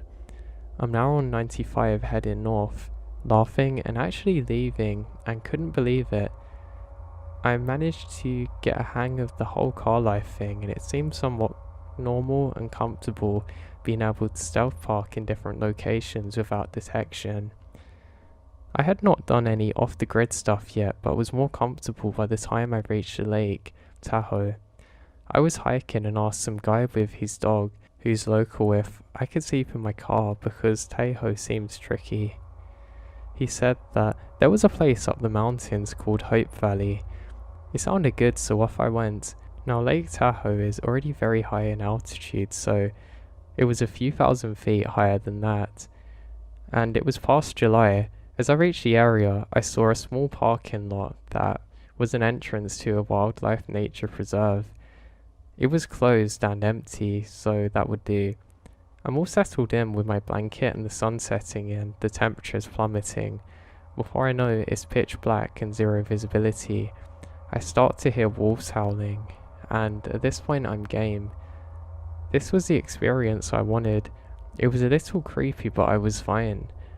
I was living what I would normally be watching on the internet, but before the sun went down, I noticed there were garbage cans that were overfilled 15 feet from the car entrance at the preserve. Finally, I drifted off asleep and was awakened by something at 3 a.m. You couldn't see anything. Anyway, it was so dark, but I overheard the footsteps, heavy ones, right outside the door. At this point, I'm really worried. Then something brushes up against the car, and I'm scared as I don't know what to do. I wait for a couple of minutes, then I open the door. I run around the car as fast as possible to the driver's side. Drove down the mountain and slept in a Motel 7 parking lot like a baby.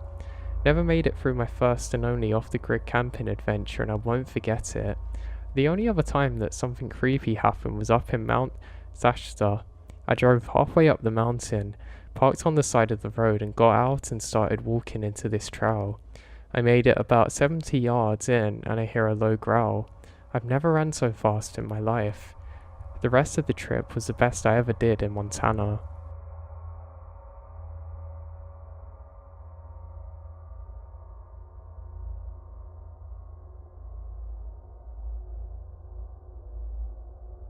Now, English isn't my first language, so sorry in advance if this doesn't read too well. Now, I'd been working on a farm throughout the summer. I'd actually been living on site pretty much to save money, and because my truck was quite big. Now, I was very excited to get back home. The particular day come when I set off, and I said goodbye to the people I was working with because I knew I probably wouldn't see them again, because soon I'd be going to attend college, and I was excited for that. Up ahead of me was a long drive, and I was really looking forward to it, so I say my goodbyes and I set off. Now when I begin to drive, it's raining quite heavily, and I actually think it was really nice, to be honest.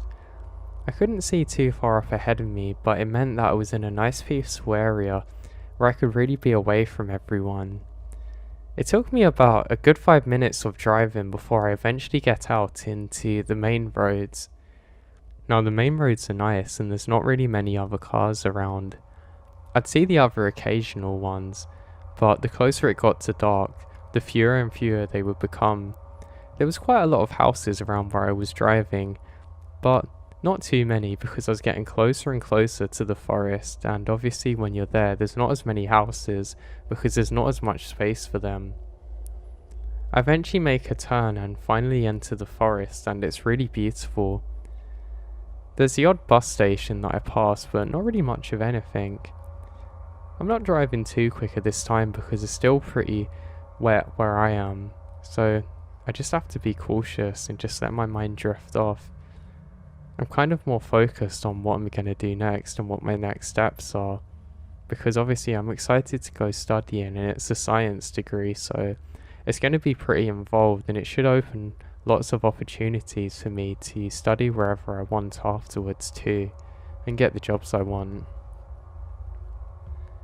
Now every couple of meters I realise that the trees seem to be getting more and more dense, and it's really nice. I guess it's basically me going deeper and deeper into the mountainy areas. Now, I'm doing this for quite a while until eventually I reach some snow. Now again, it was raining and the snow was just off at the side of the road, but it's really beautiful. I'm actually somebody who absolutely adores the snow, and I always find it exciting to be out in it, just not if I'm driving, especially because where I am too, I'm grateful that it's not on the road. Because if I go off the edge, I'm pretty much dead. It's hard to describe, but around some of these bends, the road literally is almost a sheer drop. Even some of the trees are sideways and they've just kind of adapted to it. But being a measly human, I wasn't adapted so well, so if I got into a car wreck here, you probably wouldn't be hearing me writing this story now. But thankfully I didn't. Now, some of my friends asked me if I saw any animals while on this trip, and not really, to be honest. We do get deers and those kind of animals, but around here there wasn't much of anything. I guess they just stay away from the roads, and it's really a good thing. Now, as I'm driving, I can now see the mountains, and it's really beautiful. I'm actually driving more in the middle of the road now because I can see there's no other cars in front of me, and it's actually safer. If you're going around tight bends like this and you know you're on your own, you don't really want to be on the absolute edge, because obviously you don't want to be chancing it going off the side. Now I do this for a while until I encounter another car up ahead. This one looks really beat up, but I think no issue. It seems to be driving painfully slow at first, so I slowly at the next opportunity overtake it carefully on a wooden bridge. Now, as I'm driving, I realise that it has its hazards on, and I stop too. I quickly fling mine on and I think, God, I wouldn't want to be stuck out here on my own. The other issue too is there's not really good reception here, so it can be quite a big issue if you need to get into contact with others for more help. Now, I can't really see much because most of the windows are blacked out, but I can just see a hand come down. What's strange is they're wearing quite big gloves, which you wouldn't really want to drive in. I mean, I wouldn't. And they just point forward as though I should keep going. I just wave goodbye and do a friendly beep at the horn and continue on my way. I didn't think much of them, but I do remember taking a couple of seconds to look in my mirror as I slowly go around the corner and they disappear amongst the rain and mist. Not thinking much of it, I continue on my journey. I didn't have too much further to go before I could get to the first stop on my trip. There was some cabins that had basically been converted into little, I guess you call them motels, but places where you can just pay to stay for a couple of nights. Maybe hotel, I don't know how you guys differentiate it. But I pull up into the first one that I paid for, and all is good. I enter the code that I've been sent, and I go in. This place is absolutely lovely, and I was really looking forward to my rest. I've been on the road for a while now, and I think it's important to take lots of breaks, especially when you're on dangerous roads like this. So now, with everything going well, I make myself a coffee and start watching some TV. To be honest, the shows are absolutely terrible, and I get so bored I just idly watch the news until I decide that I need to do something more exciting, and I head out. I didn't go far, I just had a general walk around and tried to appreciate some of the scenery, but the rain was picking up quite a lot now. I turned to go back in when I realised something odd. There's a car parked up the road that I didn't notice before. It's just past a bridge, and it looks almost identical to the one that I'd seen before. In fact, I'm certain it is, but I didn't take a chance to check the registration plate. So I strain my eyes and try and notice it, but I realise I don't have one. I think maybe it's just some old beat up car somebody's abandoned there. I had decided that I should just head back in and not think too much of it. So I eventually drift off watching the boring news and wake up again, and I'm pretty happy. I make sure everything's nice and tidy, and I get back in my truck and continue on my way. It's still raining now, just not as bad as before, and as I pull onto the road, I glance behind myself and I see that there's no other car there now. So I think it's odd. I think maybe some of the scrap people wanted to do something with it and just left it there, but I don't know. I'm not really worried about it, more of my journey. So once again, I'm on the roads and the trees are actually more bright now, and I'm kind of in more of a logger's area at this point. I now make it into another, more densely wooded area, and the rain's really picked up and it's actually quite hard to see now. It's the kind of rain that if you stood outside with the wind would actually really hurt your eyes and is quite annoying. But all it means is I have to drive a bit more slow, but it really makes it immersive with your surroundings. It almost feels like you're in an infinite loop almost, you know, like in video games where the map hasn't loaded properly in the background. It's sort of similar to that. But again, I just adjust my driving style and continue on. I haven't really got much of a reason to stop, and every so often I can see where the loggers have done their work and it looks beautiful. I eventually make it back into another wooded area, which is more like where I was before, and the rain slowly stops, which I'm actually quite grateful for. You know, some people don't really adjust to the rain as well as I do, and they just drive like everything's normal. And for me, that's a pretty dangerous thing, really. I always think the biggest danger when you're driving is kind of other drivers, because some people honestly do really stupid things. But I guess that's not something that's going to change anytime soon. And it's pretty out of my control, really, so I don't like to complain about it too much. Now I make it to an area where I guess that the rain clouds have stopped, and it's actually bone dry almost. You get the odd mossy tree and whatnot, but there's not really too much there. But it's actually nicer than what I was driving in before, so again I'm grateful for it. And I'm coming up to my second rest area. Now this area is actually quite good, and it's more of a modern building than a cabin. There's a few other people there too. I say hello and go into my room, and everything's normal basically at this point. I realise that again, there's not even anything to watch on TV. Not being able to bear watching the news idly, I just decide to go for a walk in the forest nearby. There's actually a trail path which is quite nice, so I head off into here. Now, as I set off, I realise that there's not many people around here. I know there's an odd bus that can come up this kind of hill thing, but I haven't seen one since the whole time that I've been in this area. And I do think this is odd, but again, I don't really live in a densely populated area, so again, this is kind of to be expected. I have some water with me, and I'm just carrying this in one hand while on my phone in the other. I don't really know where I'm going, but I have a rough idea, and luckily my map service is working well. And I go to an area that's supposed to have a nice view, but there really isn't anything there. While walking, I stop to see if anybody's around, and I do notice one person. Strangely, they were walking and stopped the moment that I turned around and just kind of stood there perfectly still. They were wearing a big raincoat and I couldn't really see much else, but they kind of slowly gone behind a tree, but extremely slowly, like I don't know whether this was actually a person or not. It was pretty bizarre, but I don't think too much of it, deciding to continue on the loop to get back to where I'm staying.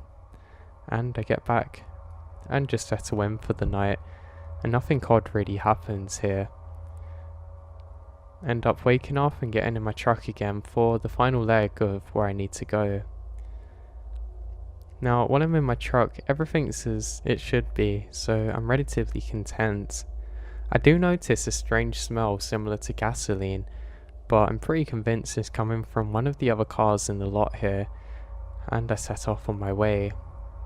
Now, annoyingly, my phone decides to take me on a detour which is guiding me the rest of the way home, and it takes me through another forest. Now, this forest is not too heavily populated. By that I mean pretty much nobody here. There's kind of a path which goes through the middle of it, but it's not really the best built one. It's kind of like gravelly, but you know when the middle part of it's smooth and the sides are like little rocks or stones or whatever you call it? It's like that.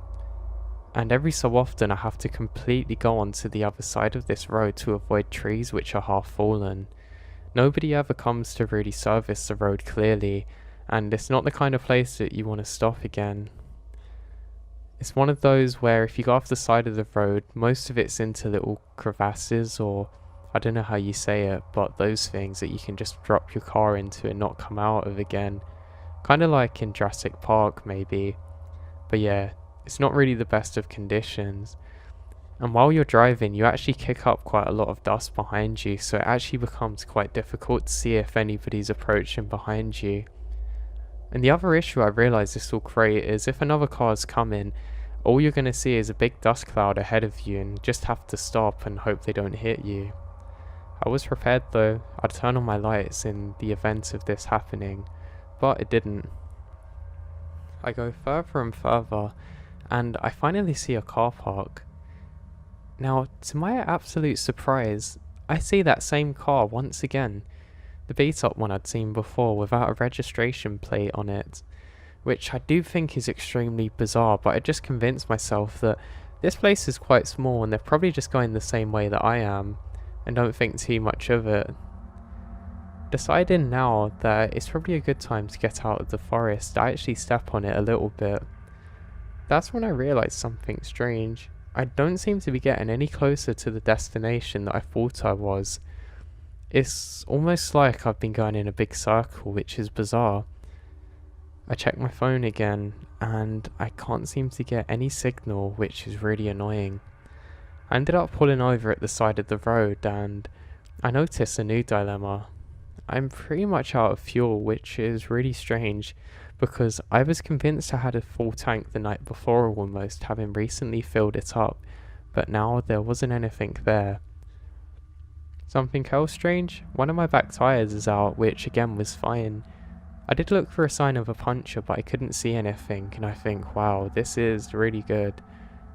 The thing was, I wasn't that far away from completing my journey, and I was half tempted to try and limp it. I mean, if I had the fuel I would, and if it was only the bad tyre, but this wasn't the case. So what I do now is I try and make some calls, but again I get no signal. It's starting to get dark now, and I realise that I probably need to get some sleep in. Annoyingly, I'm just kind of pulled over to the side of the road, so I decide to get back in my truck and try and take it further off the main road, because I don't really want a car to come speeding down here and hit me not seeing me, because obviously when I'm sleeping I won't have the lights on. So this is what I do, and I settle in, I had enough water and stuff like that, but it wasn't necessarily going to be comfortable because I had to recline in the seat and just lay my clothes over me to stay nice and warm at night. It wasn't actually cold outside, which is really important, but it wasn't really comfortable sleeping. I realised I had to keep moving onto my side or I didn't feel very good. I'm one of those people where unless I sleep on a comfortable bed, I really have muscle and bone aches the next day. I start watching a show on my phone though, and again, that runs out, and without signal I can't load new ones. All of my downloaded ones had been watched before, so I decided to try and sleep. Now, I managed to sleep for about probably 2 hours, and then I'm woken again by sunlight. Now, as I start to slowly open my eyes, I can see a beautiful goldish glow everywhere, and I think this is a sunset that I actually want to appreciate, so I try and make myself wake up a bit more. Then I realise how warm it is too, and I can't wait to get outside. I don't really wake up too quickly and quickly down my water in an attempt to wake up quicker, and that's when I notice something odd. There is a distinct smell of burning, and it doesn't seem to be coming from very far away. I now sit up completely and look around, and through my blurry eyes, I can see something awfully wrong. There's fire, and it's in all directions around me. Now, I don't know what caused the fire or how big it is, but it looks like I'm in the middle of a forest fire. I let out a really loud yelp, and I quickly unlock my car doors and open the door, and I kid you not, there are flames all around me.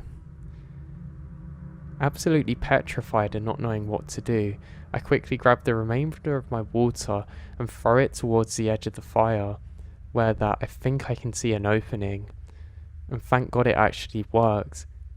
I jump through this gap and quickly sprint about another 20 meters before checking if there's anything on me on fire. That's when I notice a second strange thing. The fire only seems to be coming from my truck. Literally, the rest of the woods are completely fine, but it's just this specific area. Panicking, I sprint forward and sprint backwards, trying to see where else the fire is and what way I need to flee. But I realise now that it's literally only coming from a circle around my truck. Now, what's worse is I don't have my phone, but I just accept it's gone. And I look on as I see that my truck starts to set on fire. This was an old truck, but it's one that I absolutely love, so I'm actually quite disappointed to see this. That's when I noticed something else odd. Just in the distance, I can see the silhouette of a person once more. Now it's hard to see through the flames, but I'm absolutely certain that somebody was watching from behind a tree. As my eyes adjust, I can then see a disgusting teethy smile coming back at me. And the next thing I knew, I was sprinting in the other direction. Now I can't say for certain that this person tried to kill me in there, but it seems really bizarre. The more I'm thinking of it while jogging, the more that I have fuel to continue running. Now I probably ran for about a good 25 minutes, and luckily there's no other fires around me. Occasionally I peer over my shoulder to try and see if anybody's following me, but luckily there's no one. I don't know where I'm running, and I'm literally getting ready for woodland survival now. I have a basic idea of what I need to do, but I realise that the sun's starting to rise, the true sunrise, not the false one which I was mistaken by before, and I know that I have to try and hike my way out of here as my only escape method. I begin doing so, and I soon realise that I'm not that far from an actual road. I quickly cut through the forest as quick as I can and eventually make it out to here. I've managed to catch my breath while walking, and I try desperately to flag down a car. Annoyingly, the first two just go straight past me, then eventually another one comes and I'm able to flag them down. I say, please can you help me, something's happened to my car and I really need to make a call to the police. Luckily this stranger was absolutely understanding and honestly like an angel, offering to drive me over to the police station. I start explaining briefly what happened, and they can see by the fear in my face that I'm not lying to them. And I get to the station and thank them profusely. I then go in to make a police report and I drink a hot chocolate, which was really well needed. I'm actually super tired now, and once I've made my statement, the police say that they're quickly going to send someone over there. They were very accommodating and actually let me sleep in a room they had there, and I basically knocked out. I think it's from the adrenaline dump of everything that made me especially tired, but I remembered waking up to a knock on the door, and they say, "Hey, I've got some good and bad news. The good news is we found exactly where you said, but the bad news is we've got no truck and no idea how this could have happened." They tell me that they're going to investigate and give me a reference number, and I then get offered to have a ride home the rest of the way, which I gratefully take. I eventually make it back to my actual home and I don't know what to think. I go indoors, put the keys down and put my little reference number down that's written on paper, and I just lay on the bed. Now, paranoid, I immediately jump up at the first sound of a car looking for the silvery colour one I'd seen before, multiple times, suddenly connecting more dots. Maybe that car that I'd seen so conveniently at the same places of me wasn't by coincidence. Maybe it was somebody following me. Now, I don't want to point the finger too much, but if what I'm thinking's true, this person had literally tried to murder me out in the woods for God knows what reason, and had purposefully cut the fuel in my tank and messed up a tyre, waiting for this to happen. Now, if this is the case, it must have been somebody who knew the area very well, or at least where I was going, and that's what really scares me. Eventually, I called the police line again, and every time I have since, they tell me that they haven't found any other leads. I know by now the case will be closed because nobody was actually hurt, and I know that I'm never going to get that truck back again, but I'm kind of left with more questions than answers.